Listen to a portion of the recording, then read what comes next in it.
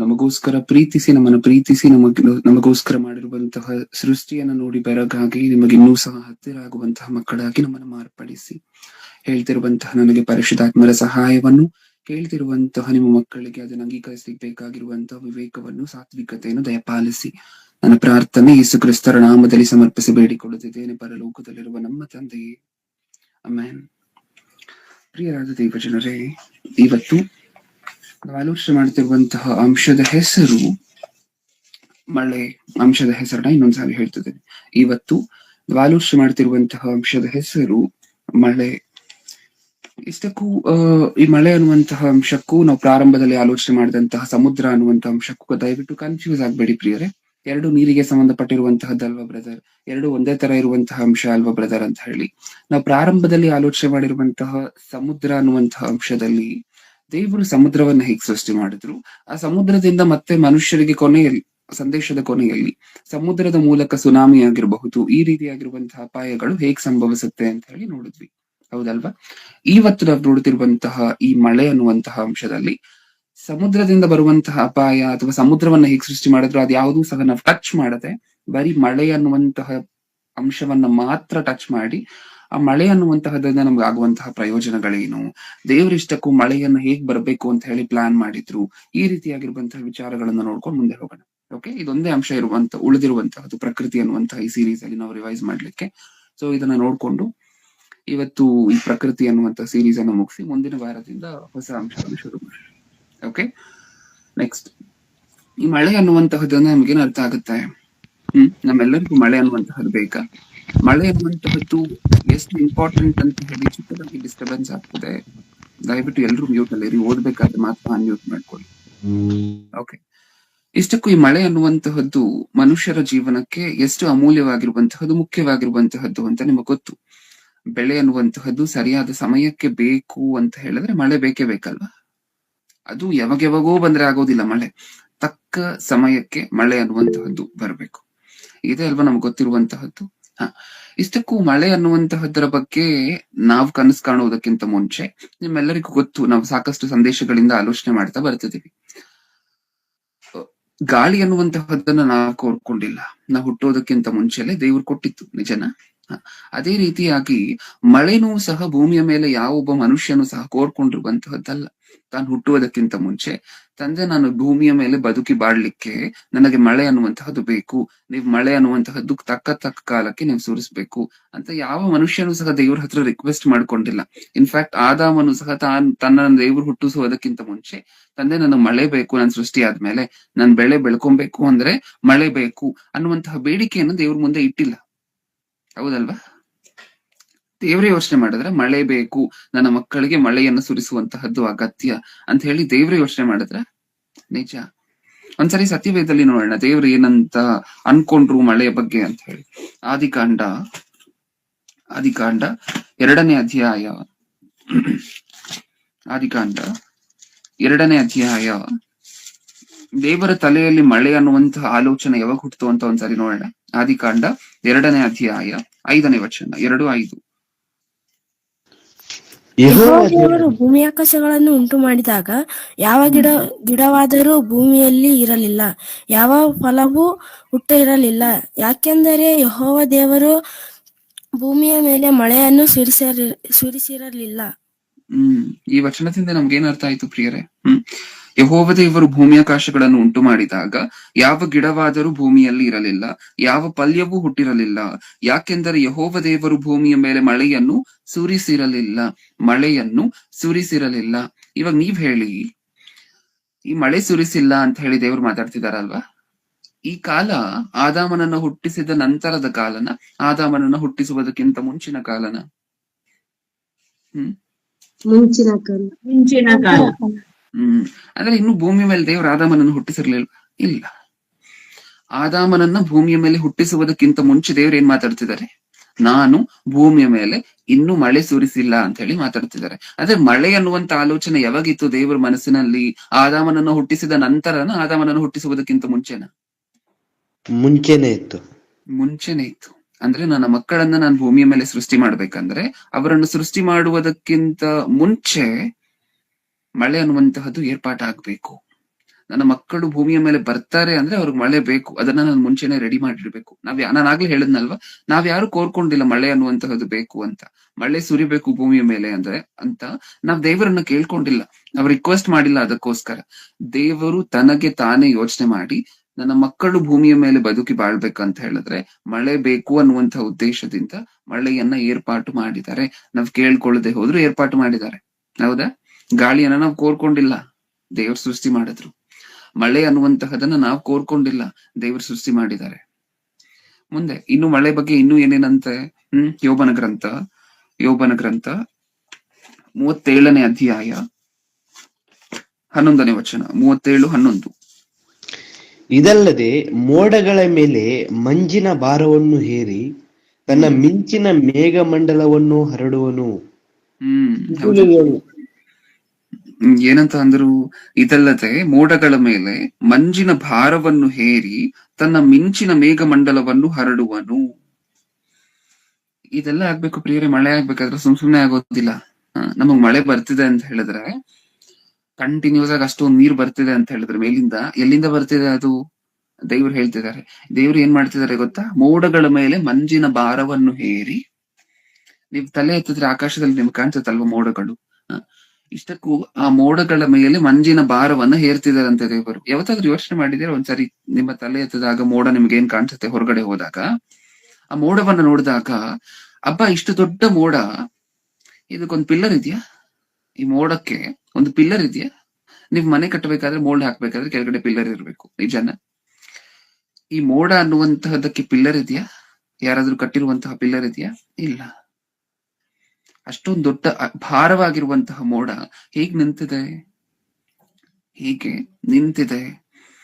ನಮಗ್ ಗೊತ್ತಿರುವಂತಹದ್ದು ಒಂದೇ, ಭೂಮಿ ಶೂನ್ಯದಲ್ಲಿ ನಿಂತಿದೆ. ಯಾವ ಸಪೋರ್ಟ್ ಇಲ್ಲದೆ ನಿಂತಿದೆ. ಇಷ್ಟು ಮಾತ್ರ ನಮಗ್ ಗೊತ್ತಿರುವಂತಹದ್ದು. ಆದ್ರೆ ವಿಚಿತ್ರವಾಗಿರುವಂತಹ ಸಂಗತಿ ಏನ್ ಗೊತ್ತಾ? ಭೂಮಿ ಒಂದೇ ಅಲ್ಲ. ನೀವು ಹೊರಗಡೆ ಹೋದಾಗ ನಿಮ್ಮ ಕಣ್ಣಿಗೆ ಕಾಣಿಸುವಂತಹ ಅಷ್ಟು ಮೋಡಗಳು ಯಾವ ಸಪೋರ್ಟ್ ಇಲ್ದೇನೆ ನಿಂತಿದೆ. ಹೌದಲ್ವಾ? ಅದನ್ನ ಯಾರು ಹಿಡ್ಕೊಂಡಿಲ್ಲ ಅಲ್ವಾ? ಅದು ಪಿಲ್ಲರ್ಗಳಿಲ್ಲ ಅಲ್ವಾ? ಇಲ್ಲ. ಆದ್ರೂ ನಿಂತಿದ್ಯಾ? ನಿಂತಿದೆ. ಒಂದೊಂದು ಮೋಡ ಎಷ್ಟೆಷ್ಟು ಭಾರವಾಗಿರುತ್ತೆ ನಿಮ್ಗೆ ಗೊತ್ತಾ ಪ್ರಿಯರೇ?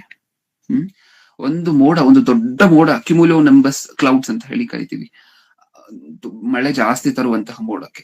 ಅಷ್ಟು ದೊಡ್ಡದಾಗಿರುವಂತಹ ಮೋಡ ಎಷ್ಟು ಭಾರ ಇರ್ಬೋದು? ಆ ಮೋಡದಲ್ಲಿ ಎಷ್ಟು ನೀರಿರುತ್ತೆ ಗೊತ್ತಾ? ಇಡೀ ಊರನ್ನ, ಇಡೀ ಬೆಂಗಳೂರನ್ನ ಬೇಕಾದ್ರೂ ಸಹ ತೇವಿಸಿ ಮಳೆ ತರುವಂತಹ, ಇಡೀ ಬೆಂಗಳೂರಿಗೆ ಮಳೆ ತರುವಂತಹ ನೀರು ಒಂದು ದೊಡ್ಡ ದೊಡ್ಡ ಮೋಡದಲ್ಲಿರುತ್ತೆ ಗೊತ್ತಾ? ಅತಿ ದೊಡ್ಡ ಆಕಾರದಲ್ಲಿರುವಂತಹ ಮೋಡಗಳಿರುತ್ತೆ. ನಾನು ಆಗ್ಲೇ ಹೇಳಿದ್ನಲ್ಲ, ಕ್ಯುಮುಲೋನಿಂಬಸ್ ಕ್ಲೌಡ್ಸ್ ಅಂತ ಹೇಳಿ ಕರಿತೀವಿ ಅದನ್ನ.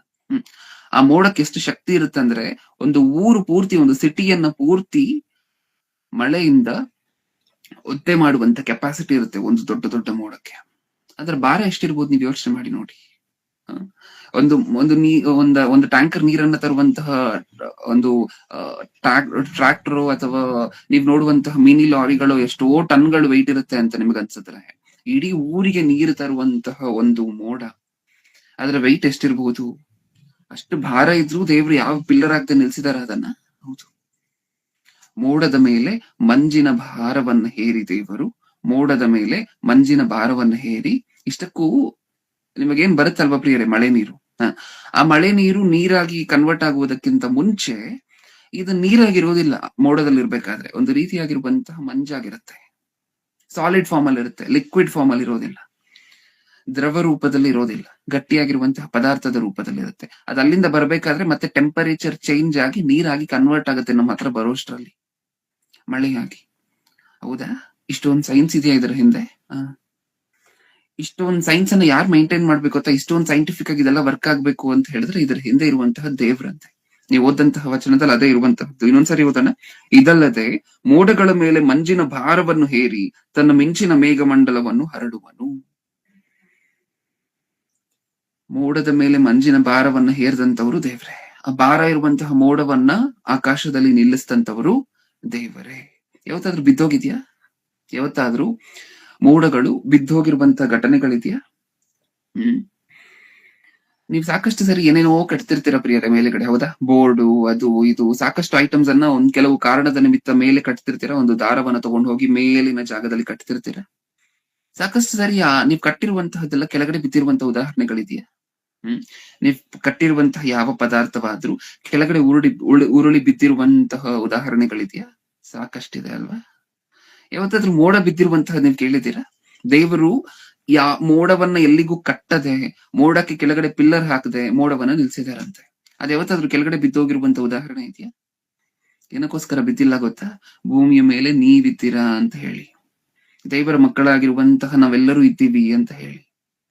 ಅಷ್ಟು ಭಾರ ಇದ್ರು ಮೋಡ, ದೇವರು ಯಾವ ಪಿಲ್ಲರ್ ಹಾಕದೆ ಹೋದ್ರು, ದಾರದಿಂದ ಅದನ್ನ ಮೇಲೆ ಕಟ್ಟದೆ ಹೋದ್ರು, ಹಗ್ಗದಿಂದ ಅದನ್ನ ಹೆಣಿಯದೆ ಹೋದ್ರು, ಅದ್ ಹಾಗೆ ನಿಂತಿದೆ, ಬೀಳದೆ ನಿಂತಿದೆ. ನಿಜನಾ? ಏನ್ ಅರ್ಥ ಆಗ್ತದೆ ನಮ್ಗಿದ್ರಿಂದ? ನಾವು ಮೋಡ ಮಳೆ ಅನ್ನುವಂತಹದ್ದು ಬೇಕು ಅಂತ ಹೇಳಿ ಕೋರ್ಕೊಂಡಿಲ್ಲ, ದೇವರ ಸೃಷ್ಟಿ ಮಾಡಿದ್ರು. ಹೌದಾ? ನಮಗೋಸ್ಕರ ಮೋಡಗಳು ಕೆಳಗಡೆ ಬೀಳದೆ ಎಷ್ಟು ಭಾರವಾಗಿದ್ರು ಸಹ ಅದಲ್ಲೇ ಇರುವಂತೆ ನಿಲ್ಸಿದರಂತೆ. ಇನ್ನೂ ಏನೇನ್ ಮಾಡಿದಾರಂತೆ ದೇವ್ರು ನಮಗೋಸ್ಕರ? ಯೋಬನ ಗ್ರಂಥ 5ನೇ ಅಧ್ಯಾಯ 10ನೇ ವಚನ. ಯೋಬನ ಗ್ರಂಥ 5ನೇ ಅಧ್ಯಾಯ 10ನೇ ವಚನ. ಭೂಮಿಯ ಮೇಲೆ ಮಳೆ ಸುರಿಸಿ ಹೊಲಗದ್ದೆಗಳಿಗೆ ನೀರನ್ನು ಒದಗಿಸುತ್ತಾನೆ. ಅಂದ್ರೆ ಇಲ್ಲಿ ಮತ್ತೆ ರಿಐಟರೇಟ್ ಮಾಡ್ತಿದ್ದಾರೆ. ರಿಐಟರೇಟ್ ಅಂದ್ರೆ ಮತ್ತೆ ಕನ್ಫರ್ಮ್ ಮಾಡ್ತಿದ್ದಾರೆ. ಏನಂತ?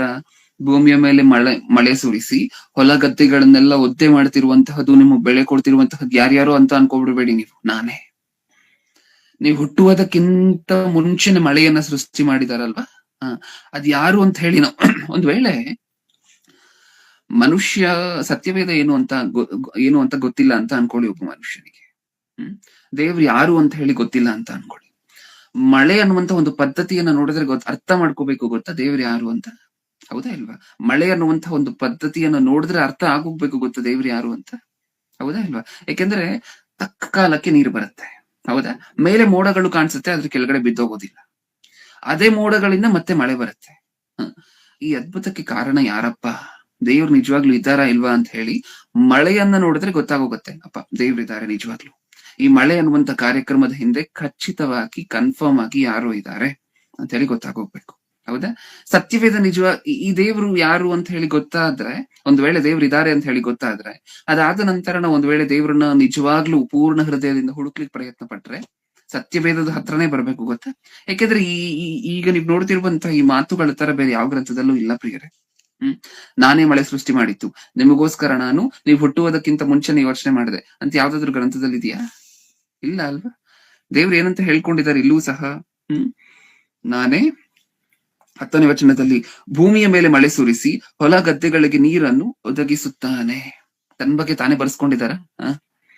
ಹೌದು. ನಾನೇ ಭೂಮಿಯ ಮೇಲೆ ಮಳೆಯನ್ನ ಸುರಿಯ ಮಾಡಿ, ಅದಾದ ನಂತರ ಹೊಲ ಗದ್ದೆಗಳನ್ನೆಲ್ಲ ಒದ್ದೆ ಮಾಡಿ ನಿಮಗೆ ಬೆಳೆಯನ್ನ ಬರೋ ಹಂಗೆ ಮಾಡ್ತಿರುವಂತಹದ್ದು ನಾನೇ. ತನ್ನ ಬಗ್ಗೆ ಯಾರಾದ್ರೂ ತಾನೇ ಹೇಳ್ಕೊಡುವಂತಹ ನೀವು ನೋಡಿದ್ದೀರಾ? ದೇವ್ರು ಹೇಳ್ಕೊಳ್ತಿದ್ದಾರೆ ನೋಡಿ. ಯಾಕಂದ್ರೆ ನಾವಾದ್ರೂ ಗುರುತಿಸ್ಬೇಕು, ಇಲ್ಲಾಂದ್ರೆ ದೇವರಾದ್ರೂ ಹೇಳ್ಕೋಬೇಕು.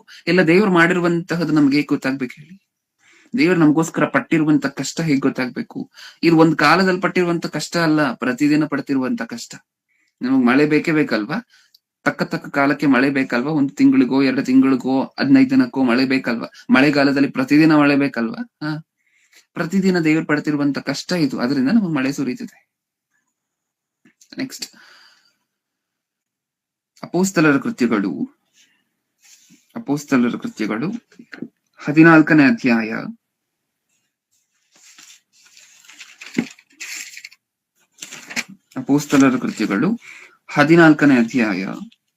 17ನೇ ವಚನ. ಆದರೂ ಆತನು ತನ್ನ ವಿಷಯದಲ್ಲಿ ಸಾಕ್ಷಿ ಕೊಡದೇ ಇರಲಿಲ್ಲ. ನಿಮಗೆ ಆಕಾಶದಿಂದ ಮಳೆಯನ್ನು ಸುಗ್ಗಿ ಕಾಲಗಳನ್ನು ದಯಪಾಲಿಸಿ ಆಹಾರ ಕೊಟ್ಟು ನಿಮ್ಮ ಮನಸ್ಸುಗಳನ್ನು ಆನಂದದಿಂದ ತುಂಬಿಸಿ ಉಪಕಾರ ಮಾಡುತ್ತಾ ಬಂದವನು ಆತನೇ ಎಂದು ಹೇಳಿದರು. ಏನಂತ? ಆದರೂ ಆತನು ತನ್ನ ವಿಷಯದಲ್ಲಿ ಸಾಕ್ಷಿ ಕೊಡದೇ ಇರಲಿಲ್ಲ. ನಿಮಗೆ ಆಕಾಶದಿಂದ ಮಳೆಯನ್ನು ಸುಗ್ಗಿ ಕಾಲವನ್ನು ದಯಪಾಲಿಸಿ ಆಹಾರ ಕೊಟ್ಟು ನಿಮ್ಮ ಮನಸ್ಸುಗಳನ್ನು ಆನಂದದಿಂದ ತುಂಬಿಸಿ ಉಪಕಾರ ಮಾಡುತ್ತಾ ಬಂದವನು ಆತನೇ ಎಂದು ಹೇಳಿದರು. ಮಳೆ ಅನ್ನುವಂತಹದ್ದು ದೇವರು ಮನುಷ್ಯರಿಗೆ ಮಾಡ್ತಿರುವಂತಹ ಏನಂತೆ? ಉಪಕಾರನ, ಹೆಲ್ಪ್. ದೇವರು ಮನುಷ್ಯರಿಗೆ ಮಾಡ್ತಿರುವಂತಹ ಹೆಲ್ಪ್ ಏನಂತೆ? ಮಳೆ. ಮಳೆ ಅನ್ನುವಂತಹದ್ದು ಒಂದು ಪದ್ಧತಿ ಇಲ್ಲ ಅಂತ ಅನ್ಕೊಳ್ಳಿ ಪ್ರಿಯರೇ. ಹೇಗಿರ್ತಿತ್ತು ನಮ್ಮ ಪರಿಸ್ಥಿತಿ ಊಹೆ ಮಾಡ್ಕೊಂಡು ನೋಡ್ಕೊಳ್ಳಿ. ನಿಮ್ಗೆ ಅನ್ನಿಸ್ಬೋದು ಆ ದೇವರು ಮನುಷ್ಯರಿಗೆ ಮಾಡ್ತಿರುವಂತಹ ಹೆಲ್ಪ್ ಅಂದ್ರೆ 1 ಕೋಟಿ ಕೊಡುವಂತಹದ್ದು 2 ಕೋಟಿ ಕೊಡುವಂತಹದ್ದು ಅಂತ. ದೇವರು ಮನುಷ್ಯರಿಗೆ ಇಡೀ ಪ್ರಪಂಚಕ್ಕೆ ಮಾಡ್ತಿರುವಂತಹ ಅತಿ ದೊಡ್ಡ ಮೇಲೇನ್ ಗೊತ್ತಾ? ಮಳೆಯನ್ನ ಸುರಿಸುವಂತಹದ್ದು. ಅದು ಒಂದಿಲ್ಲ ಅಂತ ಅನ್ಕೊಳ್ಳಿ, ನೀವ್ ಯೋಚನೆ ಮಾಡಿ ನೋಡಿ ಹೇಗಿರ್ತಿದ್ದು ನಮ್ಮ ಪರಿಸ್ಥಿತಿ. ಭೂಮಿಯ ಮೇಲಿರುವಂತಹ ನೀರನ್ನ ಶುದ್ಧೀಕರಿಸ್ತಿರುವಂತಹದ್ದು ಯಾವ್ದು ಗೊತ್ತಾ? ಮಳೆ ಅನ್ನುವಂತಹ ಪದ್ಧತಿನೇ. ನಿಮ್ಮೆಲ್ಲರಿಗೂ ಗೊತ್ತು, ಮಳೆ ಬರ್ಬೇಕು ಅಂತ ಹೇಳಿದ್ರೆ ಏನಾಗ್ಬೇಕು ಅಂತ ನಮಗ್ ಗೊತ್ತಲ್ವಾ? ಸೂರ್ಯನ ಕಿರಣಗಳು ಭೂಮಿಯ ಮೇಲಿರುವಂತಹ ನೀರಿನ ಮೇಲೆ ಬೀಳ್ಬೇಕು. ಸಮುದ್ರದ ಮೇಲೆ ಒಂದು ವೇಳೆ ಉದಾಹರಣೆಗೆ ಸೂರ್ಯನ ಕಿರಣಗಳು ಬಿದ್ದರೆ, ಸೂರ್ಯನ ಕಿರಣಗಳು ಬಿದ್ದಾಗ ಸಮುದ್ರದಲ್ಲಿರುವಂತಹ ನೀರೇನಾಗತ್ತೆ? ಆವಿಯಾಗಿ ಮೇಲ್ ಹೋಗುತ್ತೆ, ಹೌದಲ್ವಾ? ನೀವು ಬಿಸಿನೀರ್ ಕಾಯಿಸ್ಬೇಕಾದ್ರೆ ಮೇಲೆ ಮುಚ್ಚಿರುವಂತಹ ಪ್ಲೇಟ್ ಮೇಲೆ ಇರುತ್ತಲ್ವಾ ನೀರ್ ಡ್ರಾಪ್ಲೆಟ್ಸ್ ಎಲ್ಲ ಮೇಲ್ ಹೋಗಿ ಆವಿಯಾಗಿ.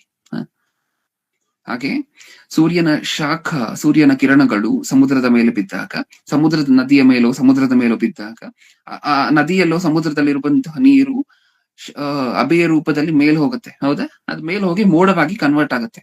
ಆ ಮೋಡದಿಂದನೇ ಮತ್ತೆ ನಮಗೆ ಮಳೆ ಬರುವಂತಹದ್ದು. ಅಂದ್ರೆ ನೀವು ಸಮುದ್ರದಲ್ಲಿರುವಂತಹ ನೀರನ್ನು ಒಂದ್ಸಾರಿ ನೋಡಿದಾಗ ಅದನ್ನ ನಾವು ಕುಡಿಲಿಕ್ಕೆ ಆಗೋದಿಲ್ಲ, ನಿಜನ? ಅದನ್ನ ನಾವು ಬಳಕೆ ಮಾಡ್ಕೊಳ್ಲಿಕ್ಕೆ ಆಗತ್ತಾ? ಹೋಗ್ಲಿ, ಇಲ್ಲ. ಹಾಗಾದ್ರೆ ನಾವು ಸಮುದ್ರದಲ್ಲಿ ಸಾಕಷ್ಟು ನೀರಿದೆ, ಅಂದ್ರೆ ಸಮುದ್ರದಲ್ಲಿ ಇರುವಂತಹ ನೀರನ್ನ ನಾವು ಬಳಕೆ ಮಾಡ್ಕೊಳ್ಲಿಕ್ಕೆ ಆಗೋದಿಲ್ಲ. ಈಗ ಏನಾಗ್ಬೇಕು? ಅಲ್ಲಿರುವಂತಹ ಉಪ್ಪಿಲ್ಲದೆ ಇರುವಂತಹ ನೀರು ನಮಗ್ ಬರ್ಬೇಕಂದ್ರೆ, ಸಮುದ್ರದಲ್ಲಿ ಇರುವಂತಹ ನೀರು ಉಪ್ಪಿದೆಯಾ? ಉಪ್ಪಿರುತ್ತ? ಉಪ್ಪಿಲ್ಲದೆ ಇರುವಂತಹ ನೀರು ನಮಗ್ ಬರ್ಬೇಕಾದ್ರೆ ಏನಾಗ್ಬೇಕು ಇವಾಗ? ಸೂರ್ಯನ ಕಿರಣಗಳು ಸಮುದ್ರದ ಮೇಲೆ ಬೀಳ್ಬೇಕು. ಅಲ್ಲಿರುವಂತಹ ನೀರ್ ಮಾತ್ರ ಉಪ್ಪನ್ನೆಲ್ಲ ಮತ್ತೆ ಸಮುದ್ರದಲ್ಲಿ ಬಿಟ್ಟು ನೀರ್ ಮಾತ್ರ ಮೋಡವಾಗಿ ಅಬೆಯಾಗಿ ಮೇಲೋಗ್ಬೇಕು. ಅದು ಮತ್ತೆ ಮೋಡವಾಗ್ಬೇಕು, ಮತ್ತೆ ಮೋಡ ಕರಗಿ ಮಳೆಯಾಗಿ ಫ್ರೆಶ್ ವಾಟರ್ ನಮ್ಮ ಕೈಗೆ ಬರ್ಬೇಕು. ಸಾಲ್ಟ್ ವಾಟರ್ ಅಲ್ಲ, ಸಮುದ್ರದಲ್ಲಿರುವಂತಹ ಸಾಲ್ಟ್ ವಾಟರ್ ನಮ್ಮ ಕೈಗೆ ಬರ್ತಿಲ್ಲ, ಫ್ರೆಶ್ ವಾಟರ್ ಬರ್ತಿದೆ. ಹೇಗಾಯ್ತು? ಸಮುದ್ರದಲ್ಲಿರುವಂತಹ ನೀರನ್ನೇ ತಗೊಂಡು, ಸಮುದ್ರದಲ್ಲಿರುವಂತಹ ಸಾಲ್ಟ್ ವಾಟರ್ ಅನ್ನ ತಗೊಂಡು ದೇವರು ನಮಗ್ ಫ್ರೆಶ್ ವಾಟರ್ ಕೊಟ್ರೆ, ಹೌದು. ಅದೇ ಆ ಅದ್ಭುತಕ್ಕೆ ಹೆಸರೇ ಮಳೆ ಅನ್ನುವಂತಹದ್ದು. ನಾನು ಈಗ ತಾನೇ ಏನ್ ವಿವರಣೆ ಮಾಡಿದೆ ನಿಮ್ಮ ಮುಂದೆ, ಈ ಅದ್ಭುತಕ್ಕೆ ಹೆಸರೇ ಮಳೆ. ನಮಗೆ ಅರ್ಥ ಆಗ್ತಿದ್ಯಾ? ಅದ್ಭುತ ಅಲ್ವಾ ನಿಜವಾಗ್ಲು? ಉಪ್ಪು ನೀರು, ಸಮುದ್ರ ಎಲ್ಲ ಏನು ಉಪ್ಪು ನೀರು, ಆ ಉಪ್ಪು ನೀರಿಂದ ನೀರನ್ನ ತೆಗೆದು ದೇವ್ರು ಉಪ್ಪಿಲ್ಲದೆ ಇರುವಂತಹ ನೀರನ್ನ ನಮಗೆ ಕೊಡುವಂತಹ ಕಾರ್ಯಕ್ರಮದ ಹೆಸರು ಏನು ಅಂತ ಹೇಳಿದೆ ನಾನು? ಮಳೆ. ಮಳೆ ಅನ್ನುವಂತಹದ್ದು ನಮಗೆ ಕಾಮನ್ ಆಗೋಗಿರ್ಬೋದಾ? ಮಳೆ ಅಂದ್ರೆ ಏನ್ ದೊಡ್ಡದ? ಯಾವಾಗ್ಲೂ ಬರುವಂತಹದ್ದೇ, ನಾವ್ ನೋಡಿರುವಂತಹದ್ದೇ. ನಾವ್ ನೋಡಿರುವಂತಹದ್ದು, ನಮಗ್ ಗೊತ್ತಿರುವಂತಹದ್ದು ಮಾತ್ರ ಅಲ್ಲ ಮಳೆ ಅಂದ್ರೆ. ಮಳೆ ಅಂದ್ರೆ ಎಷ್ಟು ದೇವರು ಆ ಮಳೆ ಅನ್ನುವಂತ ಕಾರ್ಯಕ್ರಮದ ಹಿಂದೆ ಸಾಕಷ್ಟು ಕಾಲ ಯೋಚನೆ ಮಾಡಿ ಅದರ ಬಗ್ಗೆ ಸಾಕಷ್ಟು ವರ್ಷಗಳು ಅದಕ್ಕೋಸ್ಕರ ನಮಗೋಸ್ಕರ ಕಷ್ಟಪಟ್ಟಿದ್ದಾರೆ, ನಿಜನ? ಅದನ್ನ ನೀವು ನೋಡ್ತಿರುವಂತಹದ್ದು. ಈ ಮಳೆ ಅನ್ನುವಂತಹದ್ದು ಭೂಮಿಯ ಮೇಲೆ ವಾಸ ಮಾಡುವಂತಹ ಮನುಷ್ಯರಿಗೆ ಏನ್ ತಗೊಂಡ್ಬರುತ್ತಂತೆ? ಸಂತೋಷ, ಖುಷಿ, ಅವರ ಮನಸ್ಸಿಗೆ ಆನಂದವನ್ನ ತಗೊಂಡ್ಬರುತ್ತಂತೆ. ನೀವು ಓದಂತಹ ಮಾತಲ್ಲಿರುವಂತಹದ್ದು ಅದೇ ಅಲ್ವಾ? ಆತನ ವಿಷಯದಲ್ಲಿ ಸಾಕ್ಷಿ ಕೊಡದೆ ಇರಲಿಲ್ಲ, ನಿಮಗೆ ಆಕಾಶದಿಂದ ಮಳೆಯನ್ನು ಸುಗ್ಗಿ ಕಾಲವನ್ನು ದಯಪಾಲಿಸಿ ಆಹಾರ ಕೊಟ್ಟು ನಿಮ್ಮ ಮನಸ್ಸುಗಳನ್ನು ಆನಂದದಿಂದ ತುಂಬಿಸಿ ಉಪಕಾರ ಮಾಡುತ್ತಾ ಬಂದವನು ಆತನೇ ಎಂದು ಹೇಳಿದರು. ಆಕಾಶದಿಂದ ಮಳೆ ಸುರಿದ್ರೆ ನಮಗೆ ಸಂತೋಷ ಆಗತ್ತ? ಖುಷಿ ಆಗತ್ತ? ಅಲ್ಲಿ ಬರ್ಸಿದ್ದಾರೆ ಪ್ರಿಯರು ನೀಟಾಗಿ. ಆಕಾಶದಿಂದ ಮಳೆ ಸುರಿಸುತ್ತಾ ಸುಗ್ಗಿ ಕಾಲವನ್ನ ದಯಪಾಲಿಸುತ್ತಾ, ಅದೇ ಅಲ್ವಾ ನಾವು ಪ್ರಾರಂಭದಲ್ಲಿ ಓದಿತ್ತು. ನಿಮಗೆ ಆಕಾಶದಿಂದ ಮಳೆಯನ್ನು ಸುಗ್ಗಿ ಕಾಲಗಳನ್ನು ದಯಪಾಲಿಸಿ. ಸುಗ್ಗಿ ಕಾಲ ಅಂದ್ರೆ ಏನು? ಸುಗ್ಗಿ ಕಾಲ ಅಂದ್ರೆ ಏನು? ಇಷ್ಟಕ್ಕೂ ಬೆಳೆ ಫಲ ಬರುವ ಕಾಲ, ಬೆಳೆದಿರುವಂತಹ ಬೆಳೆಯನ್ನ ನಾವು ಕುಯ್ಯುವಂತಹ ಕಾಲ ಸುಗ್ಗಿ ಕಾಲ ಅಂತ ಹೇಳಿದ್ರೆ, ಹೌದಾ? ಬೆಳೆ ನಮ್ಮ ಕೈಗೆ ಬರುವಂತಹ ಕಾಲ. ಇಷ್ಟಕ್ಕೂ ಈ ಸುಗ್ಗಿ ಕಾಲ ಬರ್ಬೇಕಂದ್ರೆ ಯಾವ ಕಾಲ ಬರ್ಬೇಕು? ಸುಗ್ಗಿ ಮಳೆ ಆಗ್ಬೇಕು, ನಿಜನ? ಮಳೆ ಆದ್ರೆ ಆಮೇಲೆ ಸುಗ್ಗಿ ಕಾಲ. ಸುಗ್ಗಿ ಕಾಲ ಬಂದ್ರೆ ನಾವೆಲ್ಲರೂ ಹ್ಯಾಪಿ, ಮನುಷ್ಯರು ಭೂಮಿಯ ಮೇಲೆ ಎಲ್ರೂ ಸಹ ಖುಷಿನ? ಹೌದು. ಯಾಕಂದ್ರೆ ಹಣ ಜೇಬಿಗೆ ಬರುವಂತ ಕಾಲ ಅಲ್ವಾ ಅದು ಸುಗ್ಗಿ ಕಾಲ ಅಂದ್ರೆ. ನೀವು ಬೆಳೆದಿರುವಂತಹ ಬೆಳೆ ಮಾರಿ ಅದರಿಂದ ಲಾಭ ಬರುವಂತಹ ಕಾಲ ಅಲ್ವಾ ಸುಗ್ಗಿ ಕಾಲ ಅಂದ್ರೆ. ಸುಗ್ಗಿ ಕಾಲ ಬಂದ್ರೆ ನಾವೆಲ್ರೂ ಹ್ಯಾಪಿ ಆಗ್ಬೇಕಂದ್ರೆ ಸುಗ್ಗಿ ಕಾಲ ಬರ್ಬೇಕು. ಇಷ್ಟಕ್ಕೂ ಸುಗ್ಗಿ ಕಾಲ ಹೇಗ್ ಬರುತ್ತೆ? ಮಳೆ ಆದ್ರೆ ಬರುತ್ತೆ, ಇಲ್ಲ ಅಂದ್ರೆ ಇಲ್ಲ. ಸುಗ್ಗಿ ಕಾಲ ಬಂದ್ರೆ ಮನುಷ್ಯರ ಮನಸ್ಸುಗಳು ಖುಷಿಯಾಗಿರುತ್ತೆ. ಆ ಸುಗ್ಗಿ ಕಾಲ ಬರ್ಬೇಕು ಅಂದ್ರೆ ದೇವರು ಮಳೆಯನ್ನ ಕೊಡ್ಬೇಕು. ಅದಕ್ಕೆ ಫಸ್ಟ್ ದೇವರು ನಿಮಗೆ ಮಳೆಯನ್ನು, ಸುಗ್ಗಿ ಕಾಲವನ್ನು ಕೊಟ್ಟು ನಿಮ್ಮ ಮನಸ್ಸಿಗೆ ಸಂತೋಷವನ್ನು ಉಂಟು ಮಾಡ್ತಿರುವಂತಹದ್ದು ನಾನೇ ಅಂತ ಹೇಳ್ಕೊಂತಿದ್ದಾರೆ. ಅಂದ್ರೆ ಮಳೆ ಬಂದ್ರೆ ಸುಗ್ಗಿ ಕಾಲ, ಸುಗ್ಗಿ ಕಾಲದಲ್ಲಿ ಖುಷಿಯಾಗಿರ್ಬೇಕಂದ್ರೆ ಮಳೆ ಬರಬೇಕು. ನಮಗೆ ಇಷ್ಟು ವರ್ಷ ಆ ಸಂತೋಷ ಆನಂದ ಕೊಟ್ಟಿದ್ಯಾರು ಗೊತ್ತಾ ಪ್ರಿಯರೇ? ಪ್ರತಿ ಸುಗ್ಗಿ ಕಾಲದಲ್ಲೂ ಒಬ್ಬ ರೈತ ತಾನು ಬೆಳೆದಿರುವಂತಹ ಬೆಳೆಯನ್ನ ಮಾರಿ ತನ್ನ ಕುಟುಂಬದೊಡನೆ ತೃಪ್ತಿಯಾಗಿ, ಆ ರೈತನು ಬೆಳೆದಿರುವಂತಹ ಬೆಳೆಯನ್ನ ನಾವು ಕೊಂಡ್ಕೊಂಡು ನಾವ್ ಅದನ್ನ ಊಟ ಮಾಡಿ ನಾವು ತೃಪ್ತಿಯಾಗಿದ್ದೀವಿ ಅಂತ ಹೇಳಿದ್ರೆ ಕಾರಣ ಯಾರು ಗೊತ್ತಾ? ಇದಕ್ಕೆ ಬ್ಯಾಕ್ ಬೋನ್ ಆಗಿ ಕೆಲಸ ಮಾಡ್ತಿರುವಂತಹದ್ದು ಯಾರು ಗೊತ್ತಾ? ಇಂಗ್ಲಿಷ್ ಅಲ್ಲಿ ಒಂದು ಪ್ರಾವರ್ಬ್ ಇದೆ, ನಮಗ್ ಗೊತ್ತಲ್ವಾ? ಫಾರ್ಮರ್ ಏನಂತೆ ಈ ದೇಶಕ್ಕೆ ಬೆನ್ನೆಲುಬು. ಒಬ್ಬ ರೈತನು ಈ ದೇಶಕ್ಕೆ ಬೆನ್ನೆಲುಬು. ಇದನ್ನೇ ನಾವು ಓದ್ಕೊಳ್ತೀವಲ್ವಾ? Farmer is the backbone of the country. ಇದನ್ನು ನಾವು ಓದ್ಕೊಳ್ತೀವಲ್ವಾ? ಸೈನ್ಸ್ ಟೆಕ್ಸ್ಟ್ ಬುಕ್ ಗಳಲ್ಲಿ ಎಲ್ಲ ಓದ್ಕೊಂಡಿರ್ತೀವಲ್ವಾ ಚಿಕ್ಕ ವಯಸ್ಸಲ್ಲಿ? ರೈತನು ಈ ದೇಶಕ್ಕೆ ಏನಂತೆ? ಬೆನ್ನೆಲುಬು. ನಮಗ್ ಗೊತ್ತಿಲ್ಲದೆ ಇರುವಂತಹ ವಿಚಾರ ಏನ್ ಗೊತ್ತಾ? ರೈತನಿಗೂ ನಮಗೂ ಎಲ್ಲರಿಗೂ ಸೇರಿ ಬೆನ್ನೆಲುಬು ಯಾರು? ದೇವರು. ಈ ದೇಶಕ್ಕೆ ಮಾತ್ರ ಅಲ್ಲ, ಪ್ರತಿ ದೇಶಕ್ಕೂ ಬೆನ್ನೆಲುಬು ದೇವ್ರೆ. ಹೌದಲ್ವಾ? ರೈತ ಏನ್ ಮಾಡ್ಬೇಕಿತ್ತು ನೀವ್ ಹೇಳಿ? ಸುಗ್ಗಿ ಕಾಲಕ್ಕೆ ಮುಂಚೆ ಮಳೆ ಬರದೆ ಹೋದ್ರೆ ಬೆಳೆ ಬರ್ತಿತ್ತ ಕೈಯಲ್ಲಿ? ಸುಗ್ಗಿ ಕಾಲ ಆಚರಣೆ ಮಾಡ್ಲಿಕ್ಕಾದ್ರೂ ಆಗ್ತಿತ್ತ? ಇಲ್ಲ. ಅದನ್ನ ಆಚರಿಸ್ತಿದೀವಿ. ಸುಗ್ಗಿ ಕಾಲ ಅನ್ನುವಂತಹದ್ದು ಅಂದ್ರೆ ಬೆಳೆ ಕುಯ್ಯುವಂತಹ ಕಾಲ ಬರ್ತಿದೆ ಅಂತ ಹೇಳಿದ್ರೆ ಅದಕ್ಕೆ ಕಾರಣ ರೈತ ಅಲ್ಲ. ರೈತನು ಕಷ್ಟಪಟ್ಟಿರ್ಬೋದು, ಬೀಜ ಬಿತ್ತಲಿಕ್ಕೋಸ್ಕರ ಕಷ್ಟಪಟ್ಟಿರ್ಬೋದು. ಆದ್ರೆ ಬೀಜ ಬಿತ್ತಿದ ನಂತರ ಬೆಳೆ ಕೈಗೆ ಬರದೆ ಹೋದ್ರೆ, ಮಳೆ ಬರದೆ ಹೋದ್ರೆ ಏನ್ ಮಾಡ್ತಾನೆ ರೈತನಿಗೆ? ಯೋಚನೆ ಮಾಡಿ ನೋಡಿ. ಅದಕ್ಕೆ ಪ್ರತಿ ಮನುಷ್ಯನ ಬೆನ್ನೆಲುಬು ಸಹ, ಪ್ರತಿ ಮನುಷ್ಯನಿಗೂ ಪ್ರತಿಯೊಬ್ಬೊಬ್ಬರ ಜೀವನಕ್ಕೂ ಬೆನ್ನೆಲುಬು ಯಾರು? ದೇವರು. ಅಲ್ಲಿಂದ ಆಗ್ಬೇಕಲ್ವಾ ಫಸ್ಟ್ ಮಳೆ? ಅಲ್ಲಿಂದ ಮಳೆ ಆಗದೆ ಹೋದ್ರೆ ರೈತ ಏನ್ ಮಾಡ್ಬೇಕಿತ್ತು? ಟ್ರಾಕ್ಟರ್ ಅಲ್ಲಿ ನೀರು ಎಷ್ಟು ಎಕರೆಗೆ ಅಂತ ಹೇಳಿ ಹೊಡಿಸ್ತಿದ್ದ ಹೇಳಿ ನೀವು? ಟ್ರಾಕ್ಟರ್ ಅಲ್ಲಿ ಆರ್ಟಿಫಿಷಿಯಲ್ ಆಗಿ ಬ್ರದರ್ ಮಳೆ ಬಂದಿಲ್ಲ ಅಂದ್ರೆ ತೊಂದ್ರೆ ಇಲ್ಲ ಬ್ರದರ್, ಟ್ರಾಕ್ಟರ್ ಅಲ್ಲಿ ನೀರು ಹೊಡಿಸ್ತೀವಿ. ಎಷ್ಟಕ್ ಬಾಳಿದೀವಿ ನಾವೆಲ್ಲರೂ ಸಹ? ಎಷ್ಟು ಕೋಟಿಗೆ ಒಬ್ಬ ಮನುಷ್ಯ ಬಾಳಿದ್ರು ಸಹ ಎಷ್ಟು ಎಕರೆಗೆ ನೀರು ಹೊಡಿಸ್ತಾನೆ ಟ್ರಾಕ್ಟರ್ ಅಲ್ಲಿ? ಮಳೆ ಬೇಕೇ ಬೇಕಲ್ವಾ? ಹೌದು, ಮಳೆ ಅನ್ನುವಂತಹದ್ದು ಅಷ್ಟೊಂದು ಇಂಪಾರ್ಟೆಂಟ್. ಇಲ್ಲ, ಅದಕ್ಕೆ ಬರ್ಸಿರುವಂತಹದ್ದು ಪ್ರತಿ ವರ್ಷವೂ ಸಹ ನಿಮ್ಮ ಮನಸ್ಸು ಆನಂದದಿಂದ ತುಂಬಿರ್ಬೇಕಂದ್ರೆ ಆ ಆನಂದಕ್ಕೆ ಕಾರಣ ಯಾರು? ದೇವರು. ಇನ್ನೊಂದ್ಸಾರಿ ಓದ್ಕೊಂಡು ಮುಂದೆ ಹೋಗೋಣ ಇದೇ ವಚನವನ್ನ. ಆತನು ತನ್ನ ವಿಷಯದಲ್ಲಿ ಸಾಕ್ಷಿ ಕೊಡದೇ ಇರಲಿಲ್ಲ. ನಿಮಗೆ ಆಕಾಶದಿಂದ ಮಳೆಯನ್ನು, ಸುಗ್ಗಿ ಕಾಲಗಳನ್ನು ದಯಪಾಲಿಸಿ ಆಹಾರ ಕೊಟ್ಟು ನಿಮ್ಮ ಮನಸ್ಸುಗಳನ್ನು ಆನಂದದಿಂದ ತುಂಬಿಸಿ ಉಪಕಾರ ಮಾಡುತ್ತಾ ಬಂದವನು ಆತನೇ ಎಂದು ಹೇಳಿದರು. ನೆಕ್ಸ್ಟ್ ಯಾಜಕ ಕಾಂಡ. ಇನ್ನೂ ಮಳೆ ಸುರಿಸ್ತೀನಿ ಅಂತ ಹೇಳಿ ಸುಮ್ನೆ ಇಷ್ಟ ಬಂದಂತೆ ಸುರಿಸ್ತಿಲ್ವಂತೆ ದೇವರು. ಇನ್ನೂ ಹೇಗ್ ಸುರಿಸ್ತಿದಾರಂತೆ ಮಳೆಯನ್ನ? ಡಿವೈಡ್ ಮಾಡಿ ಯಾವ್ಯಾವ ಕಾಲಕ್ಕೆ ಯಾವ್ಯಾವ ಮಳೆ ಸುರಿಬೇಕು ಅನ್ನುವಂತಹದನ್ನ ಡಿವೈಡ್ ಮಾಡಿ ಸುರಿಸ್ತಿದಾರಂತೆ. ಯಾಜಕ ಕಾಂಡ 26ನೇ ಅಧ್ಯಾಯ 4ನೇ ವಚನ. 26:4. ಆಜ್ಞೆಗಳನ್ನು ಅನುಸರಿಸಿ ನಡೆದರೆ ನಾವು ಮುಂಗಾರು ಹಿಂಗಾರು ಮಳೆಗಳನ್ನು ಆಯಾ ಕಾಲದಲ್ಲಿಯೇ ಬರಮಾಡುವೆನು. ನಿಮ್ಮ ಹೊಲಗಳು ಒಳ್ಳೆ ಬೆಲೆಯನ್ನು ಕೊಡುವವು, ತೋಟದ ಮರಗಳು ಬಹಳ ಫಲ ಕೊಡುವವು. ಏನ್ ಅರ್ಥ ಆಯ್ತು ನಮ್ಗೆ ಈ ವಚನದಿಂದ? ಮಳೆ ಸುರಿಸ್ತೀನಿ ಅಂತ ಹೇಳಿ ಇಷ್ಟ ಬಂದಂತೆ ಸುರಿಸ್ತಿದಾರ ದೇವ್ರು? ಇಲ್ಲ ಅಲ್ವಾ? ಹೇಗ್ ಸುರಿಸ್ತಿದಾರಂತೆ? ದೇವ್ರದೇ ಆಗಿರುವಂತಹ ಒಂದು ಕ್ರಮ ಇಟ್ಟಿದಾರಂತೆ. ಮಳೆಯನ್ನ ಡಿವೈಡ್ ಮಾಡಿದಾರಂತೆ ದೇವರು. ಹೌದಾ? ಅದ್ ಯಾವ್ದಂತೆ? 2 ತರ ಮಳೆ. ನಾನು 4ನೇ ವಚನ ಓದ್ತಿದ್ದೀನಿ, 26:4. ನಾನು ಮುಂಗಾರು ಹಿಂಗಾರು ಮಳೆಗಳನ್ನು ಆಯಾ ಕಾಲದಲ್ಲಿಯೇ ಬರಮಾಡುವೆನು. ನಾನು ಮುಂಗಾರು ಹಿಂಗಾರು ಮಳೆಗಳನ್ನು ಆಯಾ ಕಾಲದಲ್ಲಿಯೇ ಬರಮಾಡುವೆನು ಅಂದ್ರೆ ಮುಂಗಾರು ಮಳೆ ಸುರಿಯುವಂತ ಕಾಲದಲ್ಲಿ ಮುಂಗಾರು ಮಳೆನೆ ಸುರಿಸ್ತೀನಿ, ಹಿಂಗಾರು ಮಳೆ ಸುರಿಯುವಂತ ಕಾಲದಲ್ಲಿ ಹಿಂಗಾರು ಮಳೆನೆ ಸುರಿಸ್ತೀನಿ. Pre ಮಾನ್ಸೂನಲ್ and post monsoonal showers ಅಂತ ಹೇಳಿ ಕರಿತೀವಿ. ಕೇಳಿದೀವ ನಾವು ಹೆಸರುಗಳನ್ನ?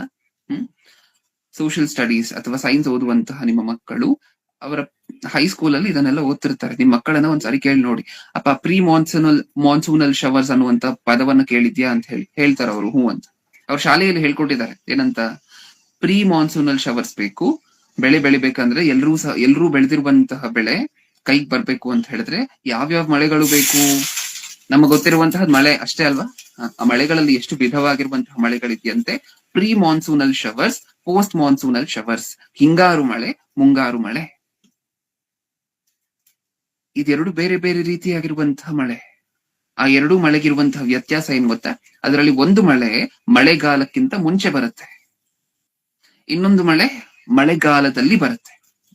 ಹೌದಾ? ಪ್ರೀ ಮಾನ್ಸೂನಲ್ ಶವರ್ಸ್ ಅಂತ ಹೇಳಿದ್ರೆ ಬೇಸಿಗೆ ಕಾಲ ಆಗ್ತಿದ್ದಂಗೆ ಬೇಸಿಗೆಗಾಲದ ಎಂಡ್ ಅಲ್ಲಿ ಶುರು ಆಗ್ಲಿಕ್ಕೆ ಬೀಳ್ಲಿಕ್ಕೆ ಶುರು ಆಗುತ್ತೆ ಈ ಮಳೆ. ಅದನ್ನೇ ಪ್ರೀ ಮಾನ್ಸೂನಲ್ ಶವರ್ಸ್ ಅಂತ ಕರಿತೀವಿ. ಮ್ಯಾಂಗೋ ಶವರ್ಸ್ ಅಂತಾನು ಕರಿತೀವಿ. ಇಷ್ಟಕ್ಕೂ ಮಾವಿನ ಹಣ್ಣು ತಿಂತೀವಲ್ವಾ ಬೇಸಿಗೆ ಕಾಲದಲ್ಲಿ, ಆ ಮಾವಿನ ಹಣ್ಣು ಬರ್ಬೇಕು ಅಂತ ಹೇಳಿದ್ರೆ ಫಸ್ಟ್ ಈ ಪ್ರೀ ಮಾನ್ಸೂನಲ್ ಶವರ್ಸ್ ಆಗ್ಬೇಕು.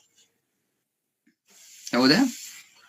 ಮಳೆಗಾಲದಲ್ಲಿ ಮಳೆ ಬಿದ್ದರೆ ಬೆಳೆಯುವಂತಹ ಬೆಳೆಗಳು ಕೆಲವು, ಮಳೆಗಾಲಕ್ಕಿಂತ ಮುಂಚೆ ಕೆಲವು ಬೆಳೆಗಳಿಗೆ ಮಳೆ ಬೇಕು.